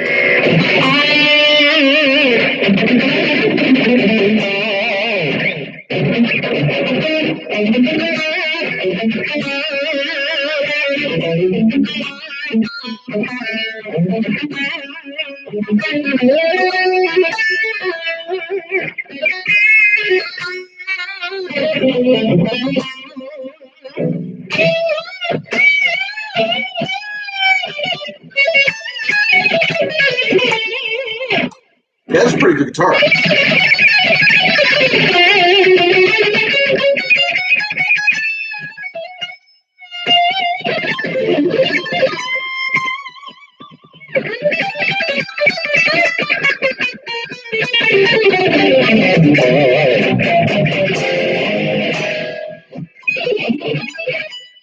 Oops. Oh.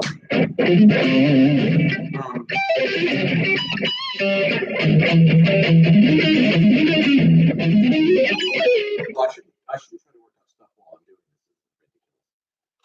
What pickups are your favorite? I'm going to say Bare Knuckle Blackhawk were meant for me, even though the people at Bare Knuckles didn't know that they were meant for me. Like I will never, ever, ever go anywhere else for pickups. Can you pick scratch with those? Yeah.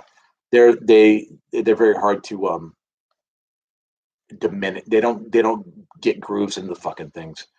Technical solo, fuck. No, not now. Favorite arpeggio shapes? I've only got a couple. Give me a second. Cheers, everybody. All 24 of you. Have I heard from everybody? Has everybody said hello? Do you guys know each other? Have you met? Oh, Scott. Now I'm intimidated. Scotty. I was in a band with Scotty called Sinister Sam, and he was fucking great. Still is. He's a jazz guy now. Okay. Arpeggio shapes. Scott, you should weigh in. Okay, so if you're in A minor, there's one I like a lot, which, I mean, obviously is the A minor one. But what I do is, because if you're standing up playing, it's going to be a little, unless you got your fucking guitar hiked up to your chin. I still do, but if you move one note to there,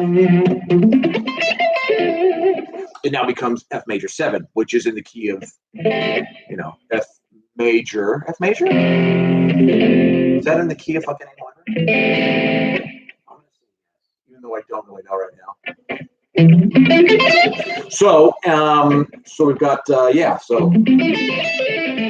and the cool thing about this particular arpeggio is you've got 2 notes on the A, 2 notes on the high E, and then the rest are just single notes. What you can do is that you can slide. You can do that from E to F to really kind of accentuate that kind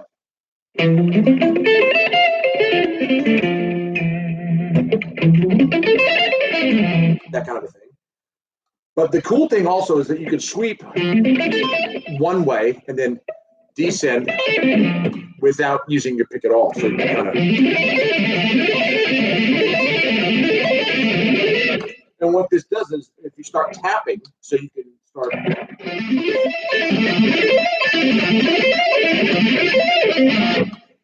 So your tapping hands here, you let go, and then you're down there again, and you just. So you're just kind of milking the one pattern. And if I'm feeling extremely adventurous, I start there and I.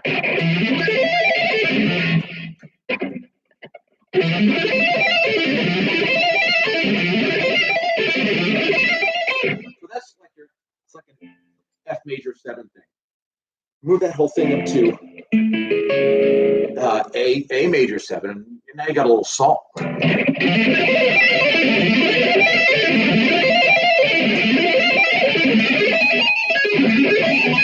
And it's the same exact shape. That's the best part about the whole fucking thing. Now, F major 7. So the one up from that, which I like a lot, it's an A minor 7. So you're still in the same key. Now you're in the A minor 7 area. And it's basically, if you think about it, that's C major. Now, if you're standing up and your guitar's a bit lower, that's going to hurt a little bit. Can we just cheers for a second can you hear everything? Is the sound okay? I want to double check. Scott and Corey, love you. Had so much fun at your house. Remembers Mama's Boys, Stone Fury, and Coney Hatch? No, I do not. Okay, Rough Cut were great. Scott knows about that. Scott's still here. Yeah, we went through a big Rough Cut fucking thing. And Amir the Rock was he was the guy. Really liked that guy. Remember that song, Scotty?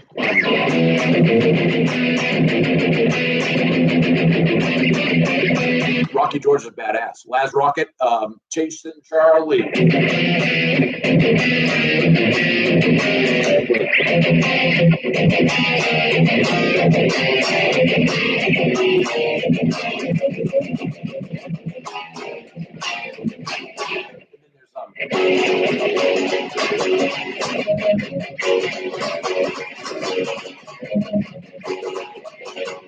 Not the end of the album. Here's one I love, and I just slowly started getting into this one. This is fucking Violence, and it's Calling of the Coroner.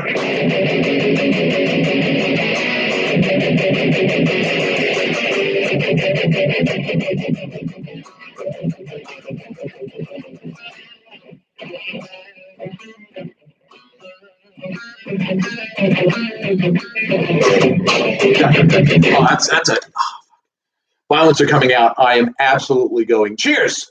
Cheers to going to violence. Go to violence. See that shit. Scotty, go to violence.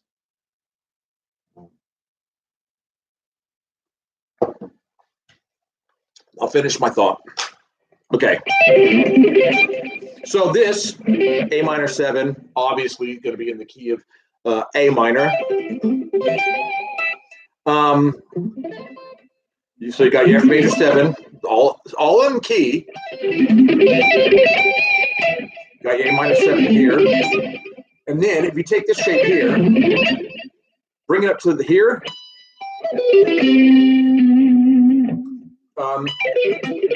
It's the same exact shape. That's C major 7. So chord wise, you're going. And you're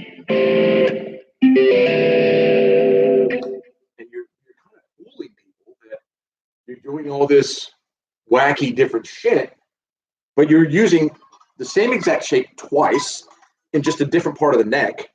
And if you add some sleight of hand, like tapping,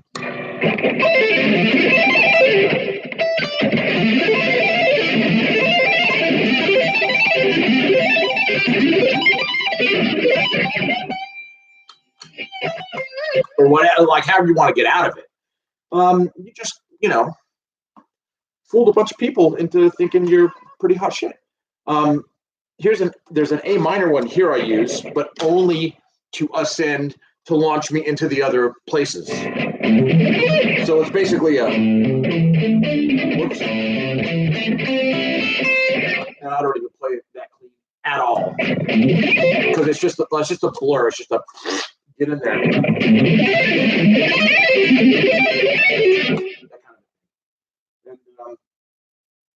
I've done a video on what I like to call the bend quirk. We'll do it here. The bend quirk E diminished. I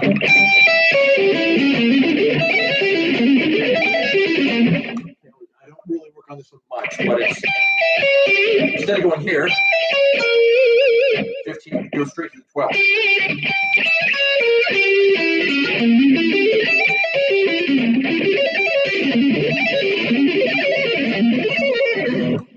it's cool because you're not using your middle finger at all. And another one that I feel is overlooked, and I never use it, is the Mixolydian one, which I'm just going to say, what is this? Yeah. So G Mixolydian is kind of a cross between diminished and major. Right? That's dominant, isn't it? And if you can,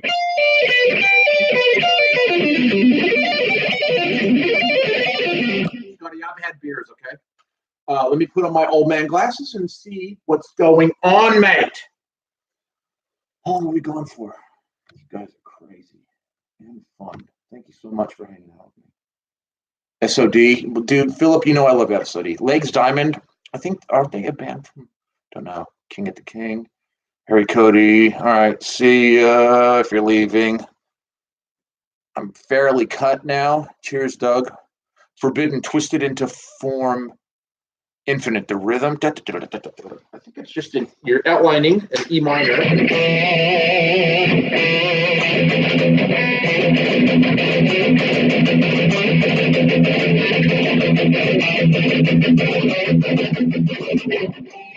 So you go E, and then you go back to F sharp, G, A. We at the band I was in, Sinister Stand with Scotty, we actually we used to do this as an opener, but not the whole song. Just get people kind of sucked into what we were doing, and then like change it on them. So it's E, F sharp, G, E.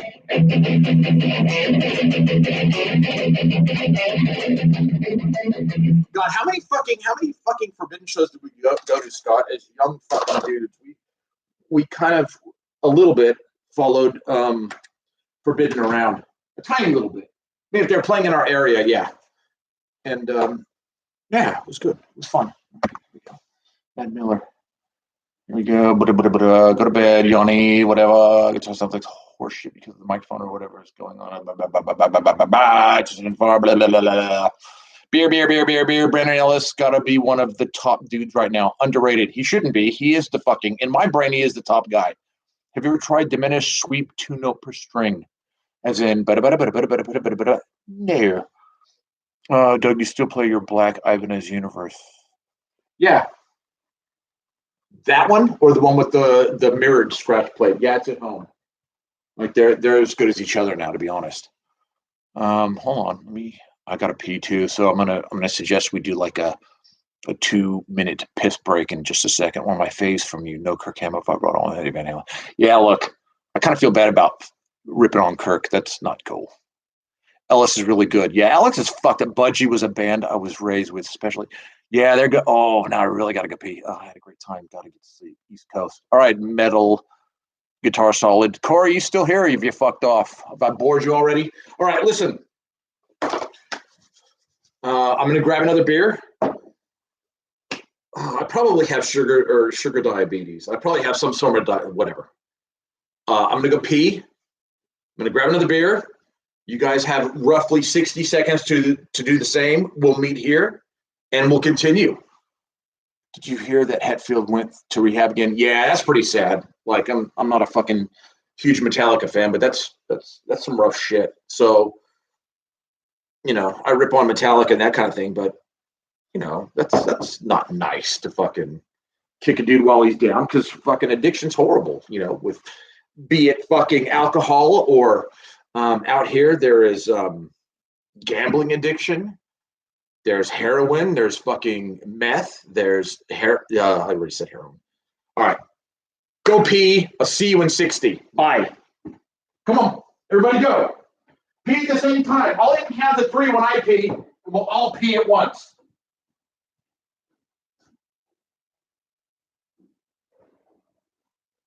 1, 2, 3.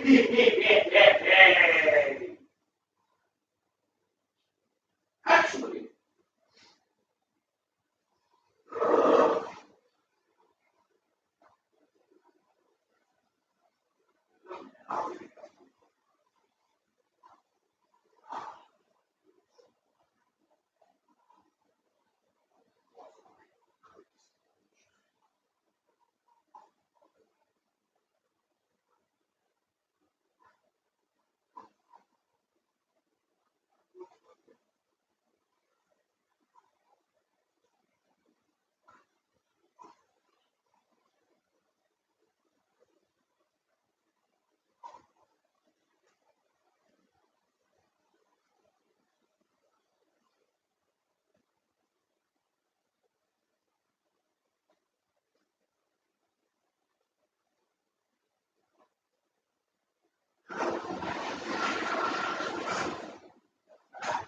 Oh, shit. All right, you back? Am I back? We back? I'm going to try something. We're not stuck to this room. I don't know how well the Wi-Fi here, I don't know if it's going to be able to kind of take us. See my little fucking ring light? Like, I've got a whole fucking thing set up. I don't know if it's going to go. If it goes a bit wacky in another room, I'll quickly run back in there and get us closer to the Wi-Fi. But at least you can see me grabbing a beer, because that's so goddamn important. You need to be there for that. And that's the fridge. I probably should have got my glasses. So, getting a beer. I hope you guys are doing the same. I'm going to put you on the bread fucking thing. We can say cheers. I told you not to cuss in the fucking comments, bro. And I can't read them because I'm an idiot. Here, let's do this. We'll go back in there anyways.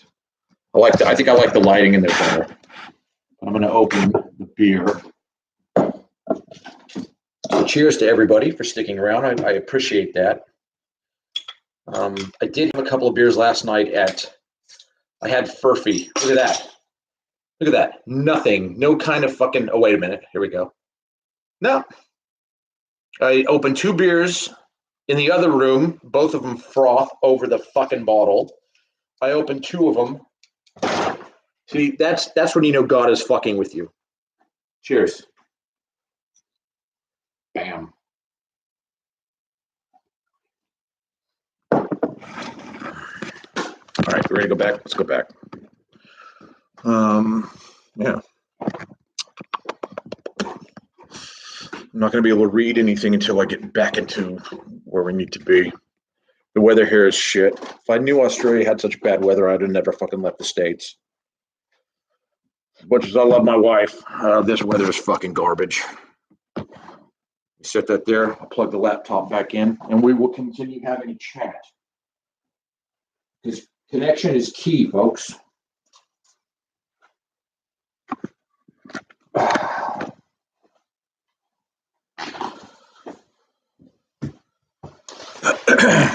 right. I think this is number 5. I don't know. Cheers. Blah.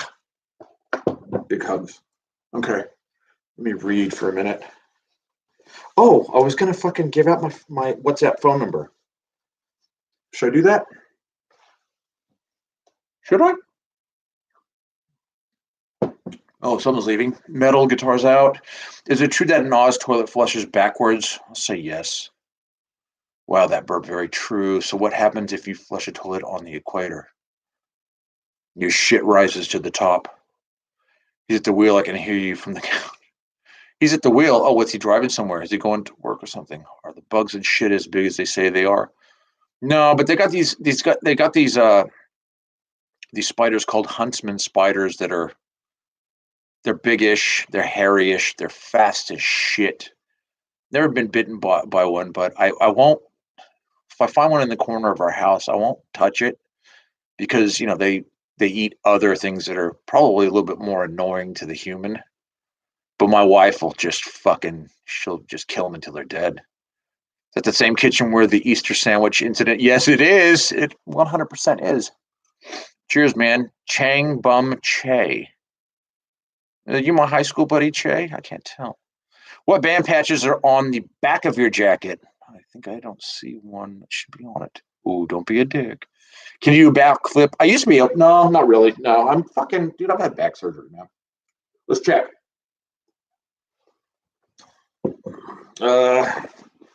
So the back of my jacket has as follows. Alkira is a thrash band, I believe, from Adelaide. Them there. You've got Vicious Rumors again. I'm just going to start repeating the bands that I fucking love. Vicious Rumors twice. So you got Digital Dictator here. What is this? Is this Welcome to the Ball? I'm not sure. You got the Pinhead, Motorhead thing. You got Number of the Beast here. You got Twisted into Form Forbidden here, which I love. I love Craig. Craig's a nice guy. And he's on my Facebook. I don't really talk too much, but he knows I love him. Metallica Ride the Lightning, which I love as well. And got to get Dimebag in there. I'll probably get some more Meshuggah. I'll probably get a Black Dahlia Murder patch. I got the fucking Testament and I got the Testament, which has just been sitting here at the in-laws for days. But I want to give her maybe 2 or 3 more patches. I was actually thinking because, not that 14,000 subs is a huge number, but like encouraging people to send me their band shirts. A, so I don't have to fucking buy my own. And B, I'll do a lesson, show off the band shirt, say, hey, band shirt, check it out. These guys fucking rock. What they do or not is not my fucking concern. And then go on my business. Bad idea, good idea. All right, let's read some questions. Any idea on your list? Okay, hold on. No, backflip. Oh, backflip, yeah. It's you. Flotsam and Jetsam, I love. I really loved No Place for Disgrace. Back in the day, me and my friends used to have a fucking fight over who was the better singer between Eric A.K. and Jeff Tate. And I think I was on the Eric A.K. side. I thought his screams were fucking over the top. So yeah, I really loved Flotsam and Jetsam at one point in time. Any ideas on your next tattoo? Yeah. Ace Frehley solo album here. I'm also thinking of doing like I'm a big fan of cuttlefish and octopus. So I was thinking in the back or somewhere having a row of tentacles, like either down this side or down that side. Also thinking of doing like Van Halen stripes, like to kind of, to kind of be in the background of stuff. It's fucked because I got an artist that is this guy Christian, who's Christian. I can't even say the last name. He's a Greek motherfucker. He's bad as fuck. I want him. I just wish I could erase everything I already have on my body, like this, and just have him do everything. So it's gonna be fucking tough. And I was thinking of, because I'm from Fresno, getting like Fresno in Old English across my chest. And the thing is that at some stage I'm gonna have to get more fit if I want to take off my shirt and all that fucking wacky bullshit. And it is, so I think what I want to do is, Ace Frehley solo album here. Christian will be able to do it to a T because he knocked that out in 4 fucking hours. And there's a video on it on YouTube. You can check it out. But yeah, I want Ace here. Get to Van Halen stripes and shit. Whatever. Okay, here we go. Mad Miller, when I talked to Chuck Schuldiner, he told me that his biggest fear was of spiders. Yeah, probably. I just figure if I can't get to them, well, they can get to me. Oh, fuck, I got a story. Not too long ago, I was with my wife. It was, I don't know, 3 months, 4 months ago, wearing this thing, a hoodie with the hood up. And we're walking down the street. And she notices that there's this fucking thing across my forehead like that. She's like, my God, you got like a patch on your beanie. That's kind of cool. But then she noticed it was moving and she's like, oh, fuck, it's a fucking spider. And she's like, John, don't freak out. And then I saw one of the legs go like that. Fucking beanie comes off. My fucking hoodie and my vest come over the top. I think I'm shirtless. It was at night and just fucking like doing that squirmy dance you do when shit like that's going to happen. People are looking at me like I'm a fucking psychotic. I'm stomping on all my clothes to make sure it's dead, or what. It would have ran off because we never found the spider, and it would have been more scared of me than. So now I know next time if that ever happens to just play it cool as a cucumber. But like, I am scared of spiders, but I also don't want to fucking kill spiders just because of my ability to fucking whatever. You know what I mean? Like they don't want to do bad shit to you. Cheers, bro. Chuck Schuldiner is awesome. Did Vicious Rumors have Carl Albert? Yeah, when we saw him about 3 times. Yeah, we saw Carl Albert. Yeah, and I talk about it in one of my vlogs on my website. Favorite song on Ace's first solo album? All right, Philip Taylor, give me a second. Or no, that's Daddy Logan. Rip It Out's good. Rip It Out. Let me think. Rip It Out. Rip It Out's good. Snowblind's been covered by other people. Rip It Out's good. I'll go with Rip It Out. Fuck it, I don't give a shit. New York Groove, it's like the whack, it's like the pop thing. Not so much. I've been listening to a lot of Queensryche at work, like The Warning, Rage for Order, which the guy who mixed our album, I forget his fucking name. That's so rude. He did that one. He also did Dokken Under Lock and Key. Neil Kernan. Yeah. He was great to talk to because we fucking talked a lot about Zappa and shit. But he did Rage for Order, and I was like, dude, that is my fucking favorite album. And I also like Mind Crime. Just about to hit Van Halen tap. Nice. Yeah. Like, I want to get Eddie in there. Fresno, I didn't know you were from there. 50 miles from there in Merced. Oh, you poor fucker. Merced. I hate just hearing those names like Merced, Modesto, Kings County, Bakersfield. It's like, ugh, fucking kill me. So every time I fly into Fresno, or every time I fly into LAX and go to Fresno, it takes me about 4 or 5 days, and I'm just like, okay. Like, that's the reason why I drink. And my dad has Rolling Rock, so and he's got a fridge full of Rolling Rock beer, and because it's light, I just rip through it. And I'm fucking wrecked. That's because I like Fresno. Fresno is shit. I'm sorry, it is. My buddy's girlfriend just broke up with him right now. What do I do? Fuck the ex-girlfriend. Fuck his girlfriend. I don't know. Get her number. All right, let's go. You ever played Dirty Fingers by Gary Moore? No, but I want to. I want to do a lesson on that, right? Rage for Order was dope indeed. It was. Dreaming Infrared is on that. Why is Devin Townsend interview out? Having a great time tonight. Oh, I'm doing it tomorrow. I'm going to drop it tomorrow. My brother-in-law, who's like, he's a marketing fucking guy. He's like, when you drop the Devin interview, have fucking an ad in the front, have one in the middle, have one in the end, or whatever, so I get all this revenue. I'm like, I don't even give a shit about that. Like, I'd feel bad if that was to have to be like, I wouldn't want to contact Devin and be like, you want to cut off this? No, I ain't doing it. I'll drop it tomorrow, probably early morning in California, and just be done with it. And I didn't ask all the questions. I actually did a Facebook post going, if I were to ask Devin questions, what would they be? Grabbed a whole bunch of them and just went like that. So the interview sucks. It's not my fucking fault. Rage for Order was great. So yeah, that'll be up tomorrow. Rage for Order is great. Yeah, I just saw Operation Mindcrime in Boston. The audience knew every word to every song. Yet very dedicated. Yeah, that'd be a great show to see.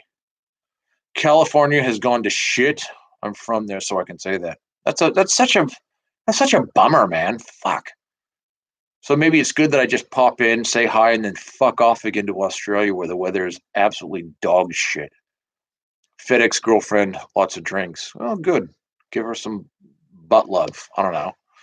Sounds killer. Steve from Boston. Boston in the house. How did it feel moving across the world? Pretty goddamn good. Where are we? Ibanez Gem. Oh, yeah. Jesus rapes me. Ibanez Gem 7-string Bernstein Blue BSB. Yeah, this guy knows me. I think that Ibanez's biggest fucking failure wasn't making a 7-string Bernstein Blue. And I'll always think that. I think they dropped the ball on that. Are you digging the new Tool album? I'm not digging any Tool album. I don't listen to Tool. Yeah, the California Valley is crap anymore. Everyone is leaving, by the way. Did you see the new video restored of Van Halen to sell it? Yes, I did. Yeah. I've been watching it quite a bit, seeing if I can parlay that into some video lessons. And I think I'm going to. Have you eaten shrooms since the Europe tour? No. Like, I can only do that. Like, I'm old. I can only do that like once every 5 years. You got to be around the right people. You got to do it on the right day, so you got time to recover. It's a fucking whole thing. I love hallucinogens. Probably my PTSD, but what's a decent BPM to play Famous Shredder's Pinky Exercise? I don't know. The one that suits you. In late from New Hampshire. Fucking kudos, man. I want to go there. I'm out, John. All right, George. Peace. Love you. Thank you for being here. Bye. Oh, man. What do we do from here? Like, there's still 24. It's so rad that there's so many. Well, to me, there's a lot of people. I think this is beer 5 for me, and I'm pretty, I couldn't drive right now. Thank God I've got a whole house to myself. I mean, you've heard me play, albeit probably shit. What do we do from here? Do we just talk music? Dude, you were my favorite. Blackie. Is this Blackie from Melbourne? Like, do I know you? Have I met you in real life? I'm just happy to hang out and just bullshit. I mean, fuck, we've just done 2 hours. I think, obviously my in-laws are back on the 10th, so this type of streaming shit will end. But it's been fun. We get more hammered. Well, yeah. On beer 5 also, this is the point where we'll start to lie about stuff. No, I've said that maybe we played times. Never. 12 where you're in Boston. Yep, cool. No, I've never played. Okay, out here, I want to let Steve from Boston know it is 2:43 p.m. on Saturday. So there's a big football game going on, and everybody's gonna go fucking batshit wild. My wife is studying because she's doing forensic psychology, so she's just doing her own thing. She knows that I'm doing the 6-pack of beer and then just hanging out here until I'm well enough to drive home. But even then, if I go home, she's going to be studying. So, you know, what are you going to do? I kind of want to play, but I don't know what to play. And it'll be shit. I kid you not. I bought shoes off a drug dealer. I know he laced them, but I've been tripping all day. Nice one. Living the high life, drama. Hey, did I miss Doug playing Abigail from start to finish? No, can't do it. Play some trash boat. Don't even know what that is. Look, let me try to attempt to play some King Diamond. Let me try to attempt to play some King Diamond, baby. And it'll be limited, and I'll fuck it up. I could probably do a medley, but oy vey. This is probably a bad idea. Yeah, come to Doug for bad ideas. Look at that.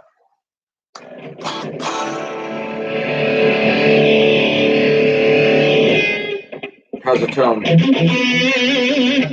that loud enough?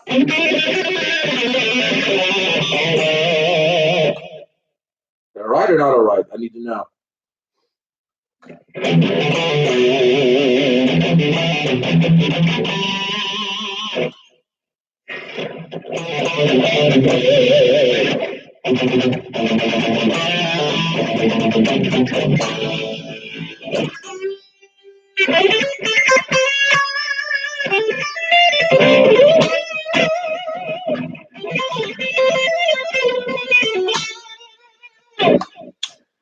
King Diamond.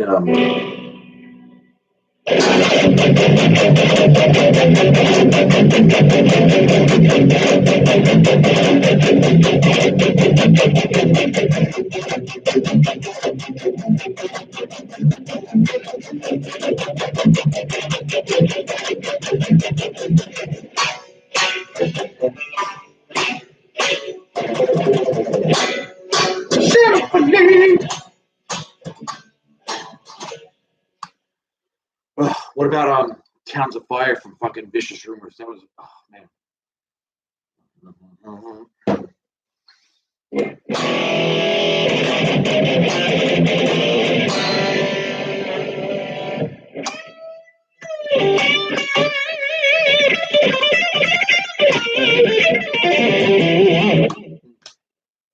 Now look, it's getting all weird. We just won't play. Fuck. Oh well, live and learn. What are we gonna do? You know, I don't do these fucking live things that often. Let's just talk for a minute.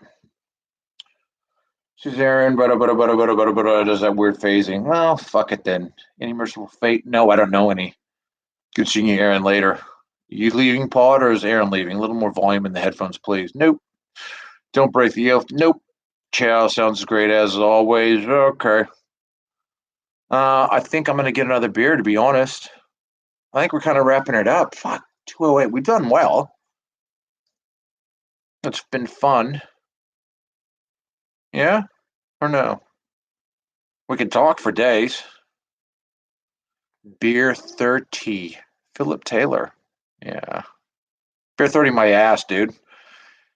Dude, glad you do live. Well, I don't really do live. I'm taking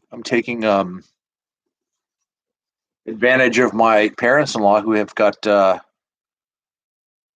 NBN, which is like the highest grade fucking internet, which is it's shithouse. But here we are. So it would be stupid to not take advantage of that. So look, oh fuck, I can take you with me. I did it before, I'll do it again.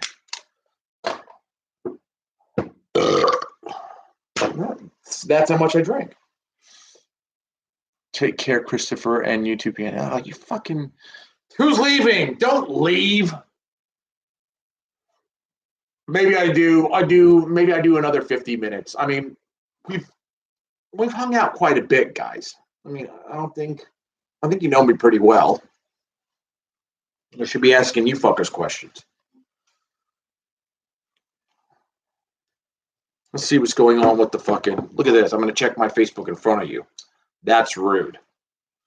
Here's what we'll do. I'll go until there's maybe 15 people, and then I'll fuck off. Ask away. Philip Taylor, do I know you in real life? Here we go. Joshua Jones, Showtime. I'll be on for 10. I got a busy-ass night. So Joshua Jones is out of the equation. I'll quickly go to Facebook and see what's going on there. Fairly fucking average, mate. Wow. The best nights. Wow. Okay. All right. Yeah, probably a dumb idea. All right. Come with me. I'm going to grab another beer. You should do the same. Take your, if you have a laptop or a phone or whatever the fuck you're on. Michigan, can you do Shred Durst now? Yeah, I'll try. Yo, motherfucker, I is in the house. Shred Durst and shit. Yeah. Pretty piss poor fucking whatever. Yo, this is my crib. We're going in here so I can get me a fucking beer and shit, bitch. Totally not into it. Yo, so here he is. And all he's got. Don't be. Let's see. Wes bought all the condiments and shit. Oh, 2 beers left? Fuck, that's really good. Oh, look. I'm dipping. Look. I just want to get my beer. But I'm listening to a lot of Eminem at work, and I gotta say, fuck, he's good. He is the Jason Becker of rap. He's a Guthrie Govan of rap. Here's a question. Let me ask you fucking questions, yeah? Jason Becker or Guthrie Govan? Go on. Think amongst yourselves. Chat amongst yourselves.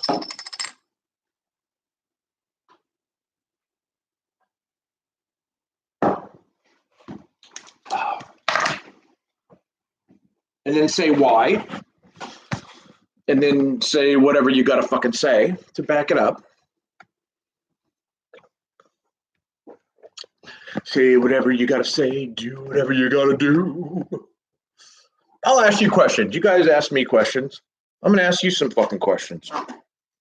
Okay? We're going to make this totally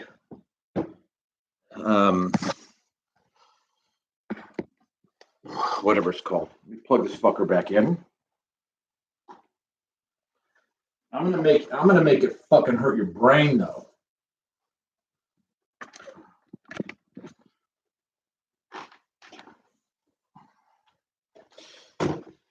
Oh yeah. Okay. I'll probably come closer. Whatever. Well, yeah, Mad Miller makes a great point. Apple and oranges. It's the fucking, like, everybody. Becker has a cool signature guitar. Fuck yeah, he does. And the first question I asked was, did they do it in a 7? I want the numbered one in a 7. Becker, because he was an innovator. Guthrie just followed footsteps from Jason. Ooh. Philip Taylor, you're really fucking angry. Like comparing Gilbert and May. Brian May to Paul Gilbert. I'm going to go with fucking Paul Gilbert, to be honest. I got the Guthrie signature, so tough call. Jason would probably ruin everyone if he could still play. Yeah.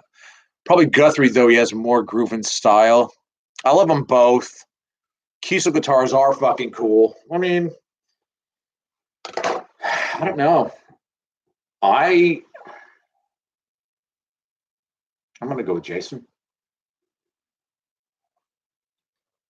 I'm going to go with Jason, but party-wise or hanging out-wise, Guthrie. Guthrie, I don't know. I think I love the English a lot. So I'm just going to go with Guthrie on hanging out with, on having a beer with. Not that Jason wouldn't be fun to have a beer with, because he probably would. No, never angry. Just Becker is better. Still writes music. No, dude, I totally get it. Yes. Who's got drinks? Come on, let's do this. This is my 5th one. Guthrie has a touch of Vi in him. I don't know. He's fuck. The amount of fucking techniques that Guthrie has mastered is pretty fucked up. Yeah, he's a fucking unit. There's so many fucking rad dudes out there. You know? So many. But would have the funky, sticky greens. Oh, well then smoke out. Have a bong, dude. Fuck. 7 beer and 5 shots in. You're fucking rough. Dude, Reese and Shuba, you're on my fucking Facebook. Are you in Melbourne? Like, that's fucking scary. Those E-bands are awesome. I've got one, and it's all you need for home playing. Correct. 2 glasses of Sprite in. Yeah. Should I give you my fucking WhatsApp and you just call me and ask me questions, or is that absolutely fucking dumb? One sec, grabbing my ESP Viper. Greg Howe. Dude, Greg Howe is fucking what? Just recently heard of him. I saw Howe too in Oakland. Yeah. Greg Howe's fucked. Like he's one of my, this is weird. He's one of my favorite players that I don't have to listen to every day. Usually when you have a favorite player, you're like, oh fuck, you bombard yourself. But he's one of those ones where I don't have to hear him every day. And there's this one particular clip on fucking YouTube where he's talking about his new gear. And there's an intro with him playing with it. And yeah, I think he's playing like B minor or B Dorian or some shit. And he's just, dude, he's so fucking tasty. Like the jack off vibrato is fucking great. My friend Scott gets a bit weird when he fucking like the hair tie and shit because with the tapping and everything. That's a question we should ask. Here's 2 questions we should ask. We should talk about right now is, sliding vibrato is absolutely fucked up. Is, what do you think of bands that play the backing tracks? Number 1, because I fucking hate it. And we might have to do it from a song I wrote. And then number 2, what do you feel about any sort of muting thing on the actual guitar? Thoughts? Think about it. I'm not saying to type right now. I'm saying to really, I'll give you my thoughts as well. And I'll even start. I think backing tracks are fucked. Like, okay, I mean, the only person that I will let get away with doing backing tracks are fucking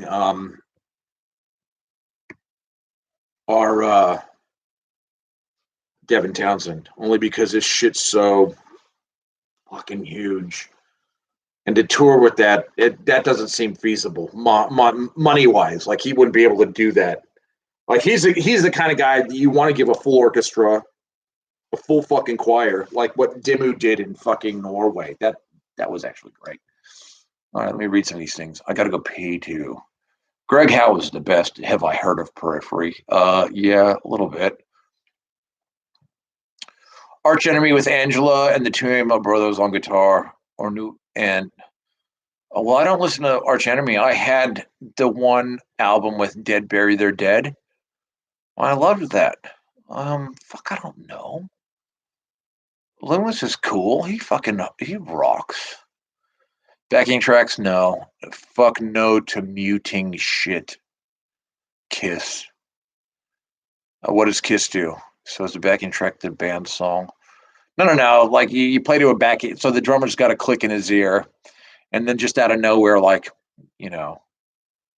keyboards appear or fucking. So it's basically the band playing to a click. It's not. There's no free floaty fucking anything. It's like play live or fucking stay home. Yeah, PJ has a point. Mute with hands. Oh, okay, I got you. I feel cheated when a band is using a track. Well, that's the thing, is that like all the newer bands. Dude, I went to see a fucking band play live, and the band that was opening for them, they didn't even have cabinets. It was just like Axe Effects or fucking Kemper. I'm trying to read and talk at the same time. It's a bit of a bitch. Contemplating using them since I ain't got a rhythm player. See, yeah, there's a bit of that. Backing tracks are fucking whack. Carcass, I think playing to a click is fine. See, it's just all mixed up. Kiss is using them on this tour and it bums me out. Why would they? Why? They're a fucking. They're a 4-piece or a 5-piece. Bands like Death Clock do it all the time. Playing live is the whole point, isn't it? Well, yeah, I agree. It's fucking. That's the thing. Like, some of you were saying they don't give a shit. Some of you were saying they do give a shit. Now I gotta go pee.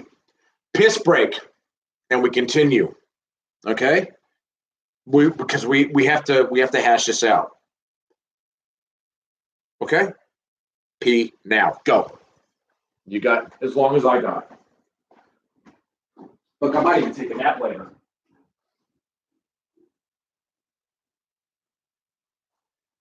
One, two, three, go.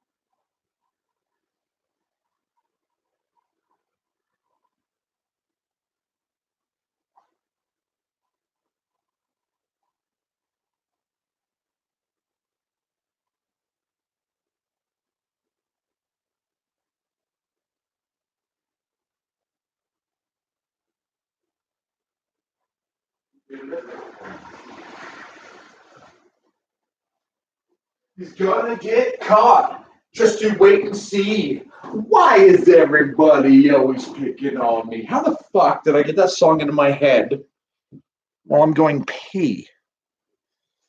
Okay, we're back. Hello. I need a sidekick, but everybody's fucking busy. Hello, everybody. Welcome to the show. Hope you love the commercials and whatever else. If you're drinking a beer, cheers. My name is John Sanders. It's never been Doug Steele, but that's a whole radio story, and that's in the ether. All right, I'll read some things. Coming up on 2 hours and 22 minutes. I think we will fucking close this fucker down. Playing through a click. See, why would Kiss use backing tracks? That's fucking scary. Yeah, Death Clock, I see, fuck, yeah. Philip Taylor's made a point. If playing only makes someone happy, be a studio musician. That's what I think about Kemper and shit.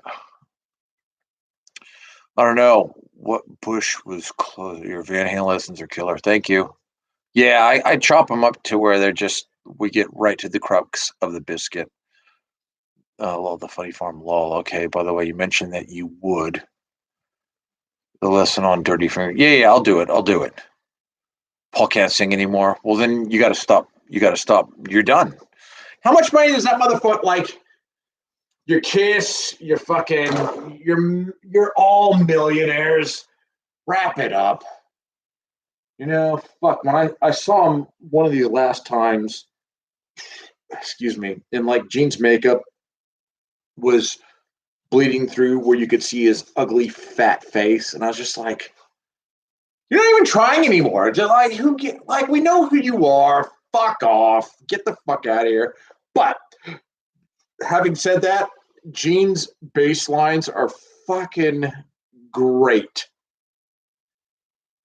As much as he's a money fucking hungry fucking dude, his bass lines are musical as shit. And that's, I think they've got like this Paul McCartney thing to them. Like Paul and Ace do something different, and Gene does some musical shit. Now, if it's all about money, well, fuck, whatever. Musically, come on, we can name the Kiss songs with great bass lines, and that's pretty much fucking all of them. Except I hate the unmasked shit. What's your guilty pleasure song? I don't have one. I kind of stand behind all of what I like. I like drum and bass a lot. Remember? Yeah, they got old. First solo you covered? I don't remember. And yes, Gene's bass lines was awesome. True. Corey, see ya. I know it's probably late. Yeah, nailed it. Paul McCartney Firehouse is great. Ace still plays really well. Yeah, Ace is the fucking, yeah. And even here's why I like Ace. He says, they got a musical lobotomy when he left the band. True. His fucking solo album was the strongest. True. He didn't fucking lie about any of that shit. And he's right. Whether he's fucking wrecked on fucking alcohol and coke or not. Dude fucking, he's badass.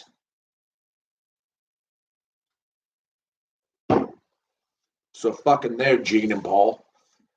Gene and Paul are more the businessmen. Ace is more the creative force, and I think Peter was just kind of along for the ride. Although when they did their first reunion tour, I think it was 97, and it was all four of them. Yeah, loved it. Fucking a lot. I think that was the first time I saw them live. Yeah. Yeah, I was a fucking huge Kiss fan. So I mean, me loving music. No, I can't even say that. Because I have three older sisters, and they got me into fucking. I mean, I was listening to Brain Salad Surgery by Emerson, Lake and Palmer when I was 5. So my three sisters, were the ones that fucking. It might have been just like a fad for them, but for me, it's just been. I just soaked it up like a goddamn sponge. Like I love music. Doesn't have to be metal. Steely Dan, I listen to. Drum and bass, I listen to. St. Vincent, I listen to. I listen to shit that I think I might hate. Like I give it all somewhat of a crack just to say I've done it and didn't like it, and then I've got reasons as opposed to just like shutting it down. But music, fuck. The world would probably be a better place with just music and no fucking television. Let me see. I hear the word I see the word car bomb.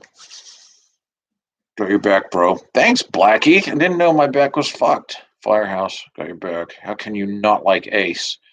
He had guitar pickups. Didn't he have like 3 fucking sets of single coils? Car bomb are brutal. Worth a listen. Okay, I'll do that. Kiss fan since 1975 when I play guitar. Yep, gotcha. My first concert was Styx at Cowell Hall. What was my first concert? All right, you fuckers. All right. Let me put on my fucking Ingve glasses. Or my aviators, which are actually girl glasses. You can see the ring light. You ready?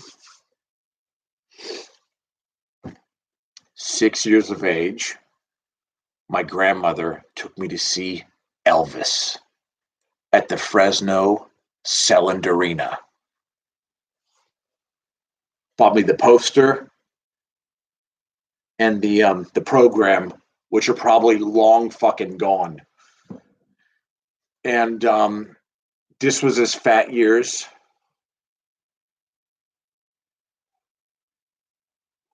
But baby, I saw the king. And the only thing that was more like when we had nosebleeds. Like our seats were way the fuck up the back. But the thing that was kind of mesmerizing for me at that age were the screaming women. The screaming women. They were as loud as the goddamn band. And I was like, what the fuck? So he'd be singing. He had that white suit on with like his fat jiggling everywhere and whatever else. And see, Rada. He'd throw a fucking towel out. And then the bitches, well, the ladies, the young ladies who loved that kind of vibe, fighting over the motherfucking towel and just screaming, just so much screaming, it was wild. And then after that kind of wore off on my 6-year-old brain, I just started kicking the seat in front of me because fuck it. That's what you do. But I wished I had the poster in the fucking program because I'd sell that shit to buy me another fucking 7-string. Hey Doug, you checked out Zentric's album they dropped this year? No, not really. Dude, I'm out of the loop. Answered. That's awesome. Damn, you saw Elvis? I did see Elvis. And like I said earlier in tonight's show, saw Stevie Ray Vaughan in Fresno. He played a 3-hour show. I was 15. I was with my brother-in-law, and it was the first time I got proper drunk. And I was fucking destroyed. And it's probably off of like Budweiser, but my brother-in-law was just happy to just give me cans and cans. I don't know if I had to play it off or I don't remember, but I was wrecked. I was a 15-year-old Stevie Ray Vaughan on stage, like playing so long, he got a fucking stool, started sitting on that and playing. And it was with Double Trouble. And just, yeah, amazing, obviously. It was a great night for, rock and blues guitar shit. I think he played for about 3 hours. I mean, now I get tired if a band plays for 1 hour. And that could be Devin or Meshuggah or whoever. Let's keep it to 45, dudes. Go walk. I didn't even stay for the whole fucking Dark Angel set last night. I fucked off. It was mostly because the mix was so shit. But okay, so I saw when I was 15, I saw Stevie Ray Vaughan, and I think six months later, I saw David Lee Roth and Van Halen at the Cow Palace doing the 1984 tour. And I was 15, like I said earlier, but the thing that kind of bummed me out about seeing Van Halen live was that I felt that Dave's lyrics or his timing was kind of like a half bar out. Kind of, he wasn't with the band, he was out. And not with one song, with every fucking song. And I'm thinking, okay, I'm 15, I'm hearing this. People are going nuts. Like, is this what I'm to expect for the rest of my fucking life? It's for the singer to be a fucking half bar out. It's like being in Pro Tools and having all your shit lined up and then having the vocals. Oh fuck, it was painful. But he redeemed himself when I saw him with the Roth band. I think it was Skyscraper, or even the other one. No, I think it was fucked with. Not OU 812. What's the fucking the first Roth album? It was a bit. I think I was high as fuck though, so we won't count that one. But I was sober enough to watch. Wait, is Edom Small the first one? Fuck, I'm getting pretty hammered. Fuck, sorry. I'm starting to fucking blather Elvis live, but love Alice Cooper. My friend plays for Alice Cooper, and I have Calico Cooper as a friend on Facebook. But I'm obviously not going to be a dick and bugger. But I did, when I added her on Facebook, I'm like, hey, I'm a friend of your drummer, so I'm not going to be a dick or like bother you and shit. She's awesome. But yeah, so I was telling people in the last thing is that like probably the most famous musician friend I have is Glenn Sobel from Alice Cooper. And so whenever he comes to town, whether I'm in town or not, either me or my wife gets passes, and then we will go and we'll probably have dinner with Glenn and that kind of a thing. And it's good to see the Alice Cooper band because they're fucking. I had no idea he wrote like Cold Ethel. That's some dark shit for what, late 70s or whatever. That's fucking amazing. So yeah, and that's it. And oh geez, what did I do? I'm trying to think of all my little weedy little things I've done. I emailed Ibanez regarding Meshuggah to help them get an endorsement. That's in a vlog on my website. Did the same thing for Meshuggah to hook up with Line 6, which they did, and they were using the Fez for a while. Social media brought me up with I don't know, hooked me up with Mike Hickey, guitar player or guitar tech for fucking Joe Bonamassa, and there's that. And then I've had Jeff Loomis added me on Facebook, or that was fucking great. That was fucking. I had a hangover that day, and I made a post and I tagged him in it, just being like, "I'm fucking so." So a lot of cool people. What's his name from Annihilator? Jeff Waters. Yeah, a lot of people have reached out, which is nice. So it's nice to know that I'm. And then some dude, and then fucking guitar player from some band. He mentioned me in a fucking whatever. I don't know. I've been pretty fortunate to have people reach out to me. Can you play some Sinner Swing? No, I'm done touching the guitar. Sorry. Elvis Live, love Alice Cooper, Atomic Clock, Gene Hoglan, he was great. I'd like to know more about his weight loss because I want to know if that was doctor induced or if he'd had enough or if he knocked out some things. He got booed. Stevie Ray Vaughan got booed. They stuck him between Y&T and Sammy Hagar. Yeah, it's ridiculous. Tobacco Road, Roth album, fine. I like Vi and Roth. My first show I saw was Motorhead. And then 15 years later or so, I played on the same stage with them and Meshuggah with my band.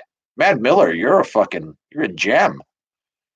Grand finals on, what the fuck? Yeah, I don't give a shit. I don't like sports, so fucking, what are you gonna do? You gonna hang out with me? You're gonna watch that fucking turd show.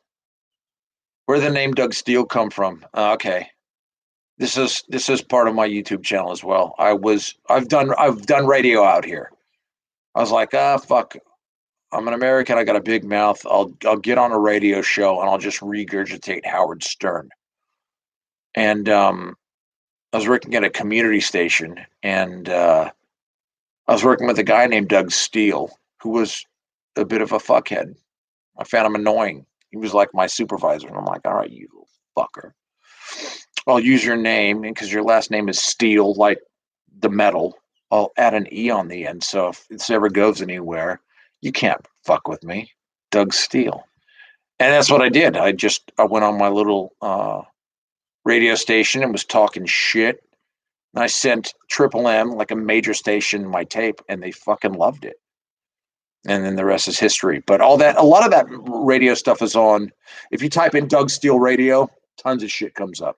So I've done voiceover work, done radio stuff, done podcast stuff.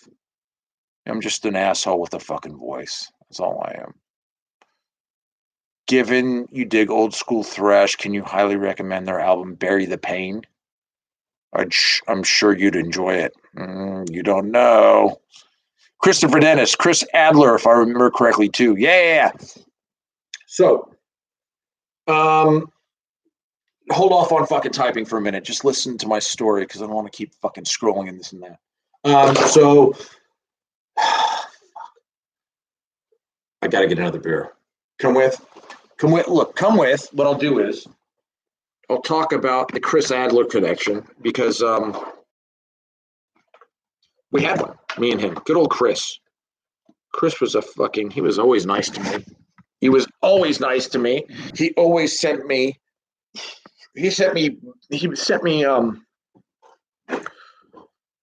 burn the priest stuff when it was fucking Lamb of God stuff. He's like, dude, don't show this to anybody. And I'm like, your secret is safe with me.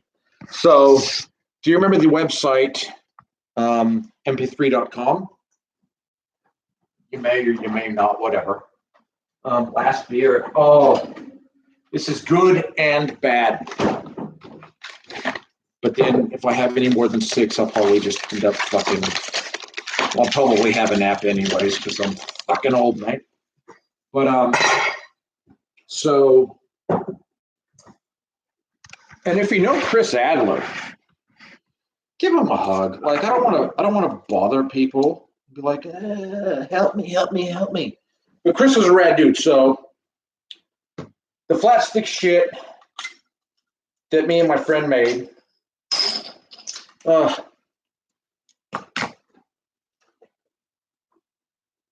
Cheers. One of the songs made it onto mp3.com and I think was like a #1 metal hit for a while.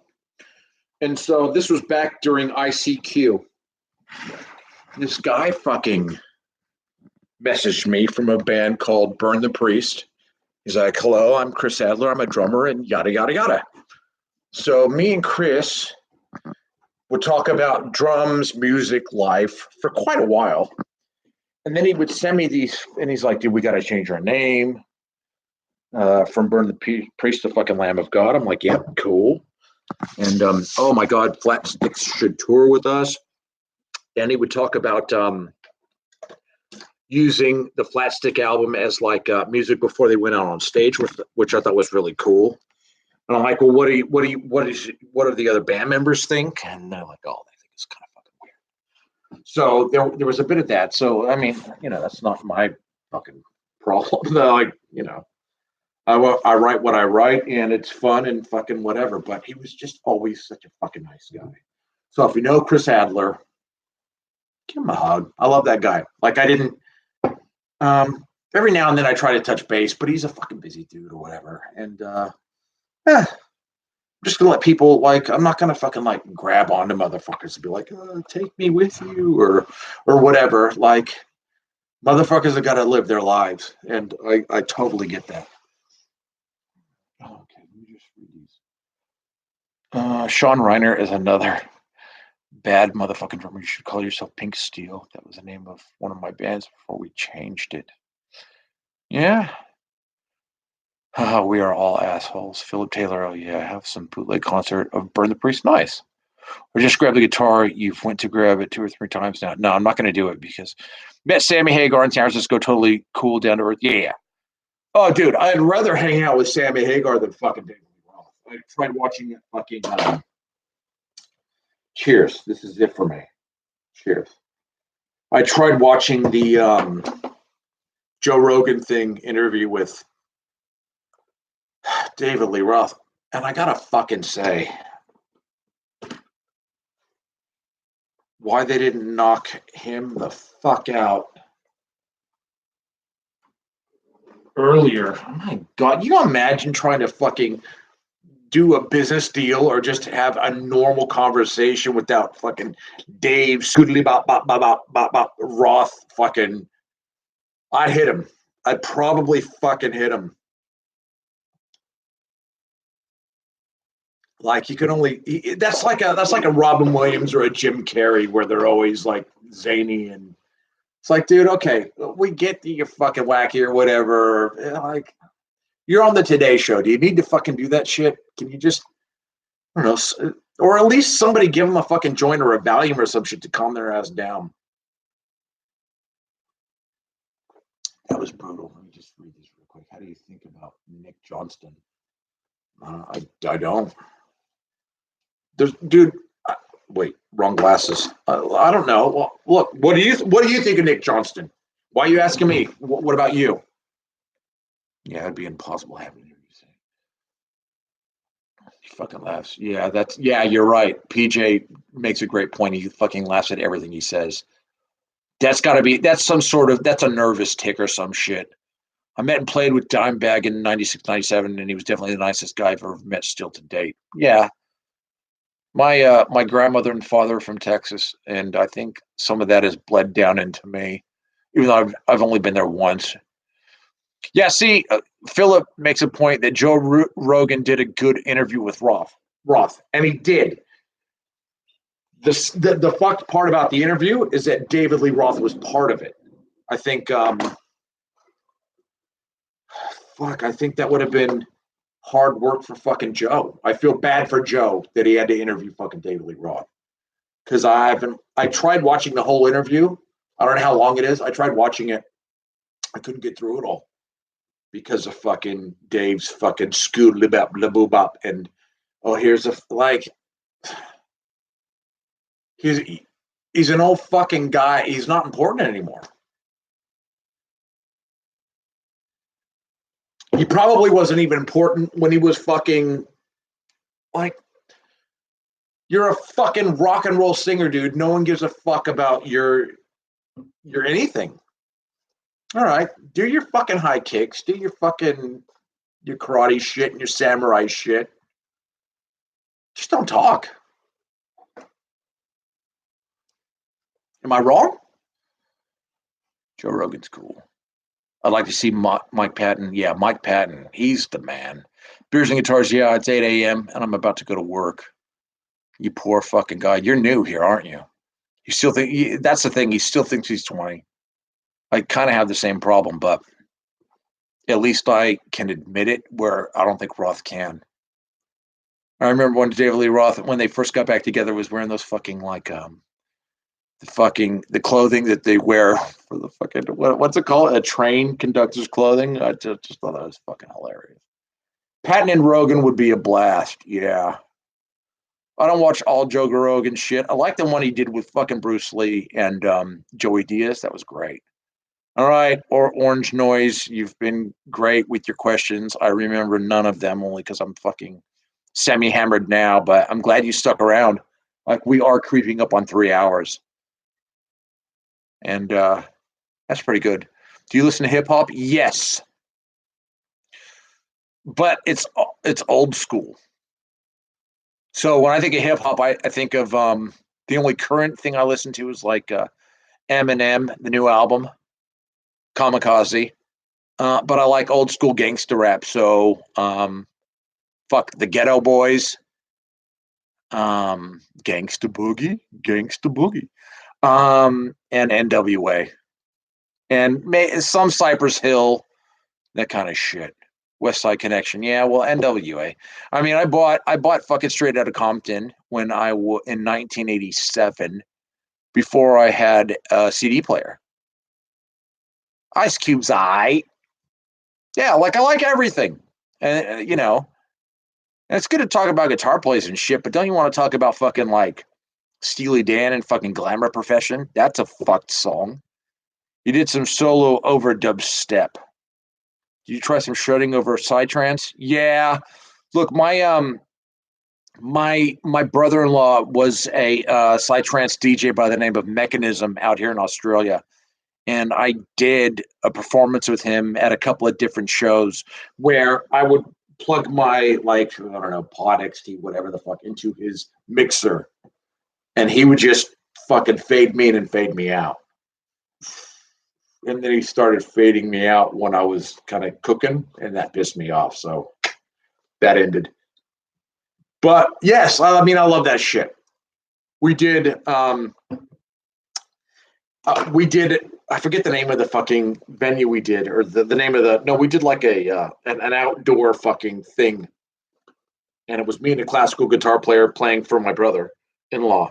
And it was like 4 a.m. in July, which out here, it's the polar opposite to, it's over the equator from fucking summer. Holy shit balls. And they recorded that. So I was trying to do sweeps outside at nighttime. It's a fucking fiasco. All right, you little fuckers. Getting aggressive. I'm not, though. Everybody knows that Strawberry is the neighborhood. Strawberry is a neighborhood. Ho! Thoughts on Richie Blackmore? Do you think he's a pain in the ass, too? Well, I never worked with him, but, I believe, they've got that one Deep Purple thing where he walks off stage. Like, fuck, man, I don't know. Yes, I think he's a pain in the ass. Dear question, if you were to choose one amp, one guitar, and one pedal to do the most important show of your life, what would they be? I'd knock out the pedal, unless it was like a boost, like a mid-range boost. I'd go one guitar. It would be an Ibanez. It's got to be a 6-string. I'll say an Ibanez Gem. Okay, that'd be a 5150 amp, and it'd be some sort of, and the pedal and the pedal would be some sort of like boost. And if I'm playing like show of your life, fuck, that's hard, man. Come on, Daddy Logan, don't bust my fucking balls. Blackmore is a legend. I'm not saying he's not, but there's a time and place to be a fucking cunt, and I don't know, man. Don't be a dick to people. Steely Dan is such ear heroin. I like this guy, this Pare fucking, is that your real name, man? You're either French or fucking Polish or Jersting King gas. What the fuck? Yeah, Steely Dan is the fucking band. I've been head over heels with that band lately. Read everything and listened to everything. Yeah. There's a Russian trance DJ Furious. He's nuts. Is that his name? Straight out of Compton. Love it. What 5150? The newest one. I don't care. New, old. We late for work. Well, fuck. I don't know. Who's Sweden? Pare or you, Philip Taylor? Philip Taylor sounds like Anglo fucking American as what? Ball busting. But my favorite amp is a Fender EVH 5153 50 watt. Yeah, cool. Finnish? Yeah, dude. Finnish are fucking crazy people. Finnish or come to the topic. Have you listened to any Finnish bands? Fuck. Well, I did a fucking that Prague Fest in Europe, and we stayed in that castle that everybody stays in, and the Finnish people were the craziest people to fucking party with. Like everybody's like, don't hang with the Finnish because they're fucking crazy. And I was like, well, that's the people I want to hang with the most. So you will give me your details, and if I ever travel, I'm staying with you, you mad Finnish fuck. Pari sounds Scandinavian. Yes, killing me. Freak Kitchen. Is that what's his name? Yeah, look, motherfucker. What are we doing? I said we'd end at 9 minutes. Do we end at 9 minutes, or do I just drag it out until every fucker leaves? There's still 22 of you. 22 people, 22 likes. What do we do? At some stage, I'm probably going to have to take a nap because I'm old, and that's what old people do when they're fucking saucy and they got to fucking go home at some stage. It's been fun, though. I've enjoyed it. I've appreciated you guys being here. We get to hang out and chat. That's nice. I hope my fucking stepmother's brother didn't show my dad me being a fucking fuckhead. Oh, well, what are you going to do? This is my life. A 50-year-old dude who plays guitar. Have you done any drugs? Are you fucking kidding me? Yes. I've done everything but heroin. Blackmore is a cunt. Yeah, look, Nikolai Volchev. I've done coke, acid, mushrooms, speed. Never injected. I have PTSD and depression, so the drugs I like the most are mushrooms and acid, hallucinogen type shit.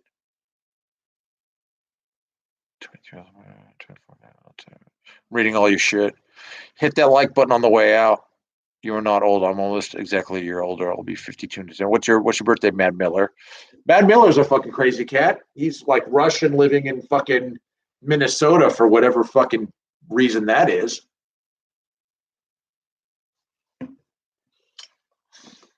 Ask another question that is about hanging out. Yeah. Oh, ask you a question. MDMA. Yeah, I've done that. Here we go. And I'm not. What are your thoughts on Steve Hackett? December 10. I'm December 15. Okay. Steve Hackett from Genesis. Great. Favorite female players. Christopher Dennis. The only I'm 54, but playing guitar makes me feel young. Oh, that's such a lovely attitude to have. Favorite female. Okay, I love female singers. In fact, for this cover band metal thing we got going on, we have a female singer. I don't know if she's in it, but we are. But fuck that. There is a singer from Poland named Basia, Basia. She's all over YouTube. Oh fuck, she's my favorite. She'll always be my favorite. I used to work at the San Jose International Airport, and there was a radio station called KKSF, and they used to play Basia and Donald Fagen and Steely Dan and this kind of shit. And she'd pop up in her fucking, like, you know, when you hear backing vocals done by the same person, there's like a certain uniformity. And fuck, man, she was like she was like the jazz Freddie Mercury. And it was just fucking great to hear. So I've always followed her career. I have, I think, 3 or 4 of her albums. But she's got an album called The Sweetest Illusion. She's fucked. Get it now. Find it on your fucking phones. Find it on YouTube. Basia, Basia, The Sweetest Illusion. Her drummer was an Indian guy from the UK named Andy Gangadine, who's like this fucking, he's like a doof doof dude now. But fuck, his drumming on that album is 100% superb. And he did, I think he did Duran Duran, MTV Acoustic. Guy's a fucking gun. Andy Gangadine is a fucked up drummer. And the fucking, like, it's, what time is it here? It's 4, close to 4 o'clock here. The sun is coming out because we're in the midst of changing fucking to Tanya. Who's that? Ginger? Oh yeah, I'm going to Ginger. Wow, we already got tickets. I'm gonna see Violence as well. Skunk and Nancy. Yes, she's great. Totally. She's here in the States now on tour. Daria Starovich from Russia, badass band. Slot, never heard of them. With Ginger. Somebody mentions KOME and KSJO, San Jose back in the day. Can I just tell you that one of the greatest things about living in fucking California are the goddamn radio stations? All right, look, I'm on my last beer. I'll slam this now. Like the peas come on, they just hit you in the fucking guts. I'm going to drink the rest of this. I suggest, see, now we're getting a night. When we get to 15, I'm going to fucking call it a day. There's your beer. Cheers me. 1, 2, 3. Bam. Here's what I'm going to do. I'm going to drink the rest of this. I'll grab those 2 bottles. Oh, fuck, I got to pee. Like, it just fucking comes on strong.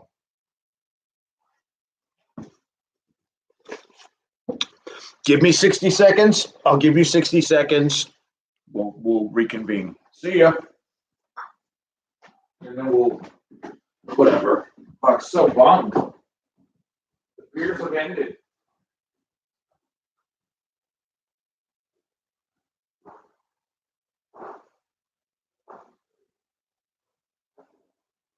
All right, get ready to pee. 1, 2, 3, go.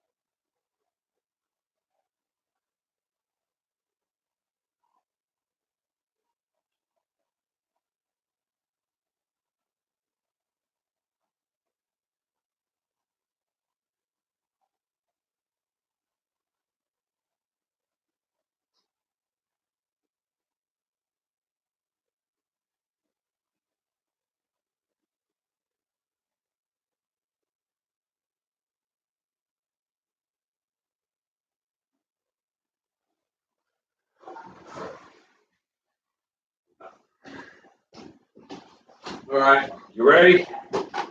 This is the last leg right here, you fucks. Me and you. How many have gone? We're down to 17. Fuck, people have left. All right. 2 more people leaving, I'm out. Fuck you, cunts.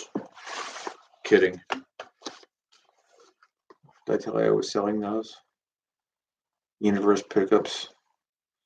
I need tattoos. I need a fucking case for my fucking Line 6 Helix or whatever the fuck. Oh, I was going to give you my WhatsApp phone number. I'm not doing that now. Actually, you know what? I'll do it when it's down to 5 people. How fucking dumb is that? Here, maybe I can. Just. Let's get closer. Are you afraid of me? My breath doesn't smell. I smell like a goddamn cherub, dude. 19. We get down to 10 people. I'll give you my phone number and I'll just start taking calls. Fuck it. Michigan. Awesome, Philip. What do you guys think of Cheap Trick? I love those. Greta Van Fleet blows. Wife loves them. I don't give a shit. They have a shitload of fans. Why in Melbourne next? My shout, brother. When I'm in Melbourne, where are you from? Good evening from South Carolina at the Joe Wentz Project TV. Hello, Joe. Let's smash that like button for Brother Doug. Fuck you. Why don't you just get on my PayPal and give me fucking, I don't know, $50? Help a motherfucker out. Nelson is another legend. Heard of the Black Keys? No, not much. Oh, you're in Brisbane. Brisbane's great. I love Brisbane. I want to fucking retire there. Wife thinks the hot weather's too fucked up for her. Still got 20 people. Fuck it. If I gave you my fucking WhatsApp phone number, would you call in or would you be pussies? That's the real question.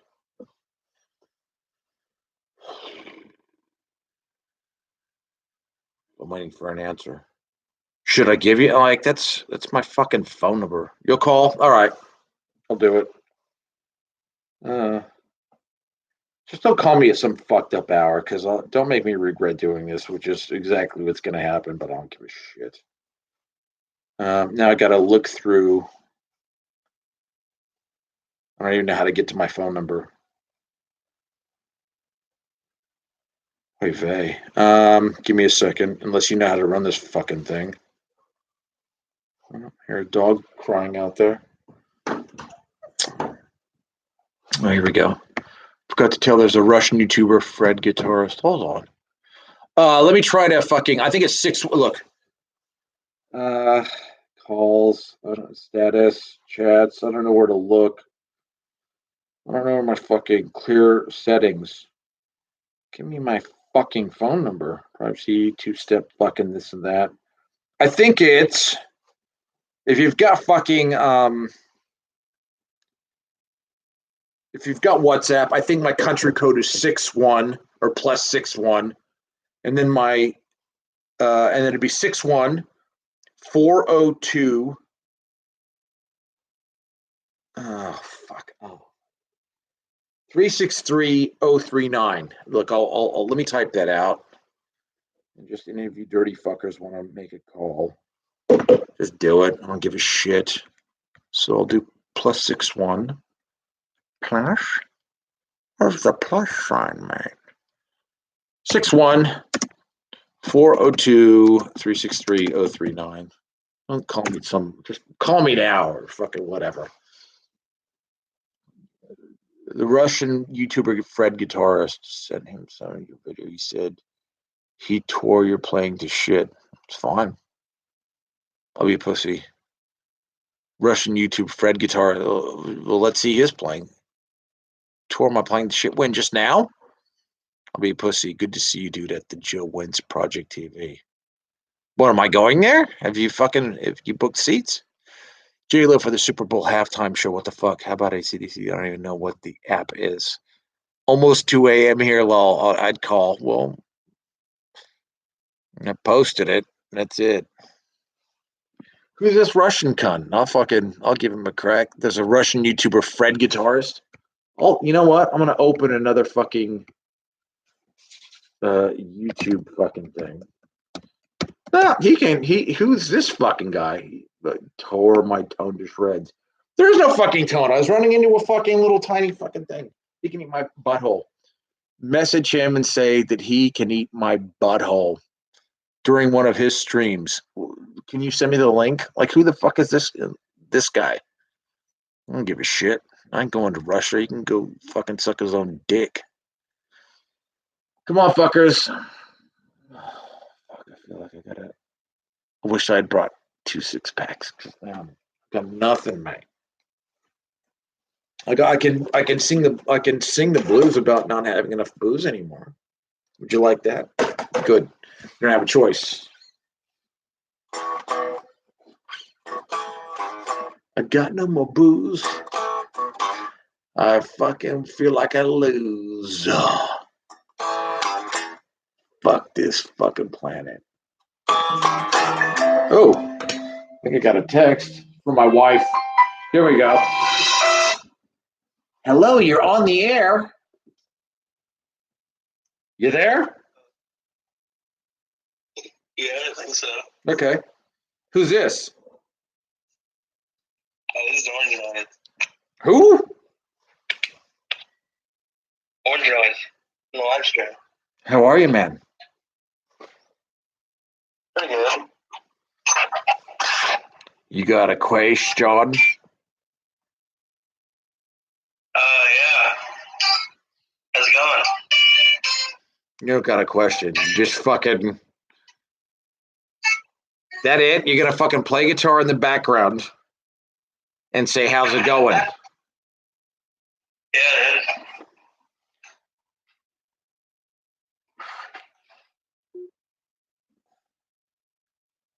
is. No, I blocked your ass.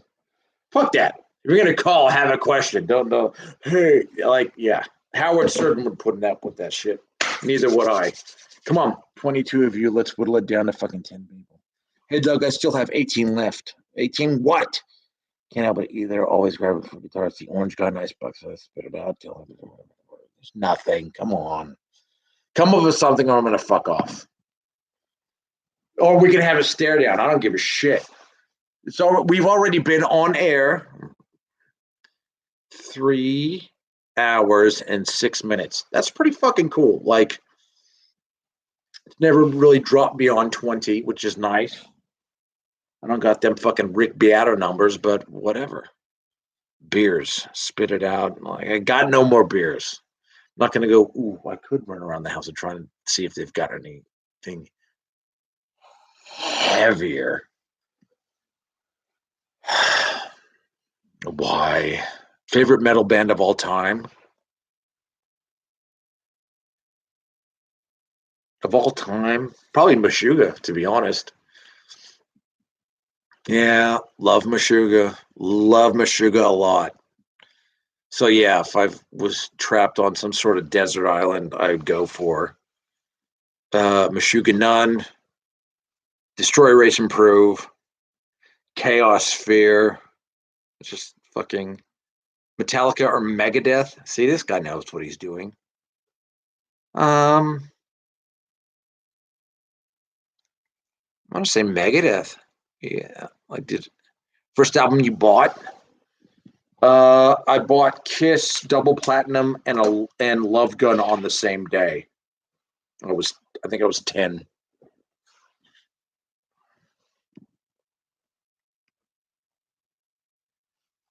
Ozzy or Black Sabbath? Wait, wasn't Ozzy in Black Sabbath? Or are you talking? Wait, what years were you in Fresno? From birth to about 7th grade, and then I fucked off. I went to Tioga Middle School half of my 7th grade year, and then fucked off to San Jose. Ozzy or Black Sabbath? Well, that's still new to me. I'll say Ozzy, but I like Black Sabbath with Dio. Foreigner Double Vision for me. I don't even know what the fuck that means. Yes, he was. What year band wise?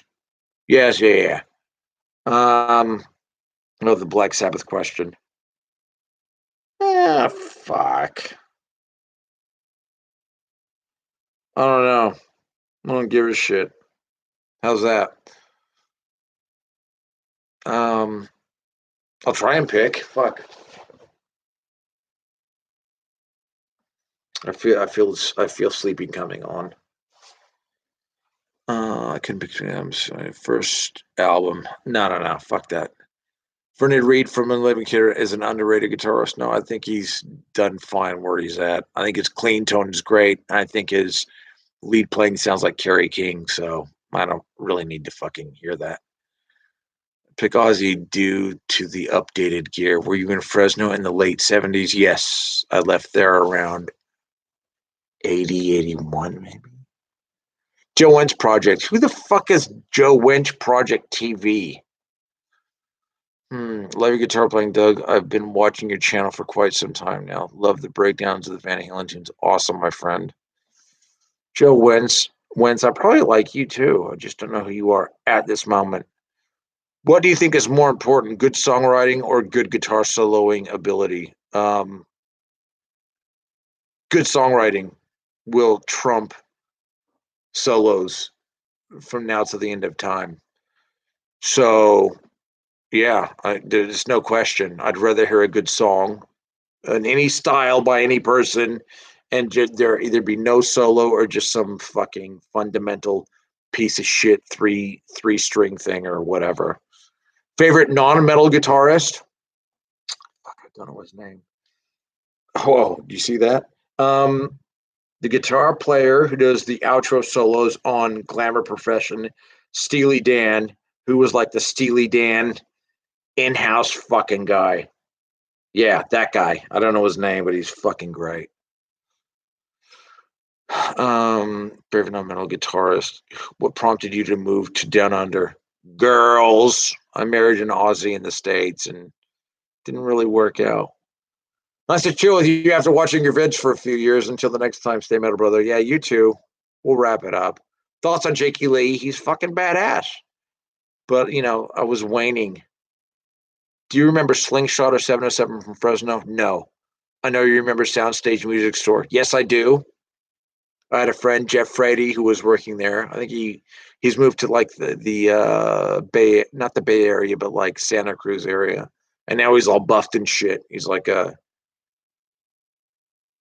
muscle fucking guy. Favorite non-metal guitarist, Al Di Meola. Yeah, he's fucked up. You know who I like?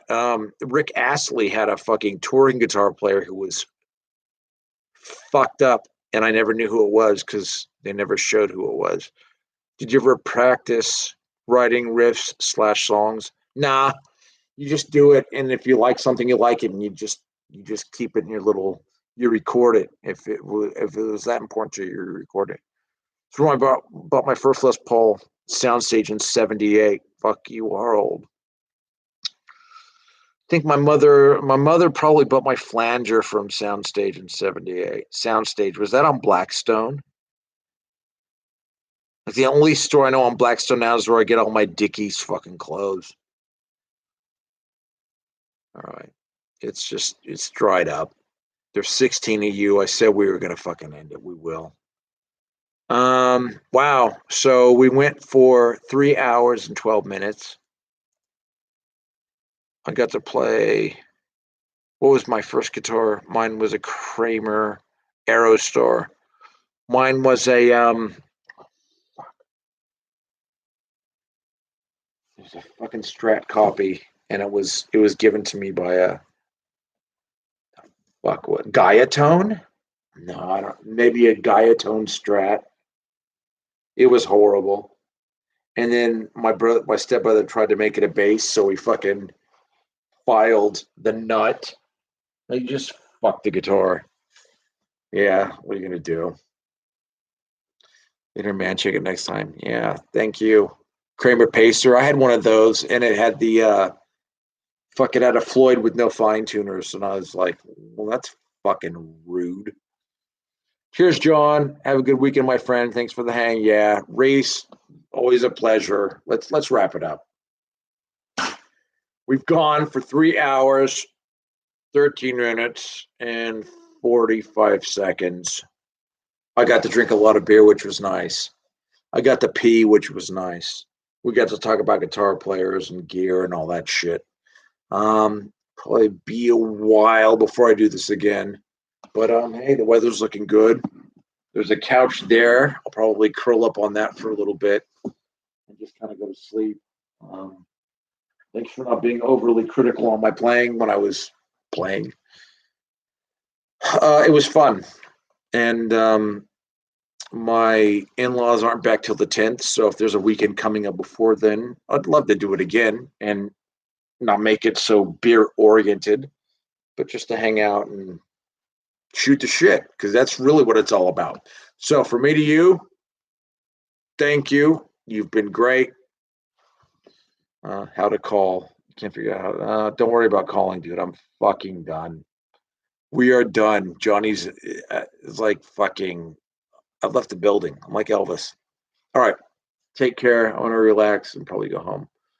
I had a great time. Thank you so much, and bye. Subscribe to PewDiePie.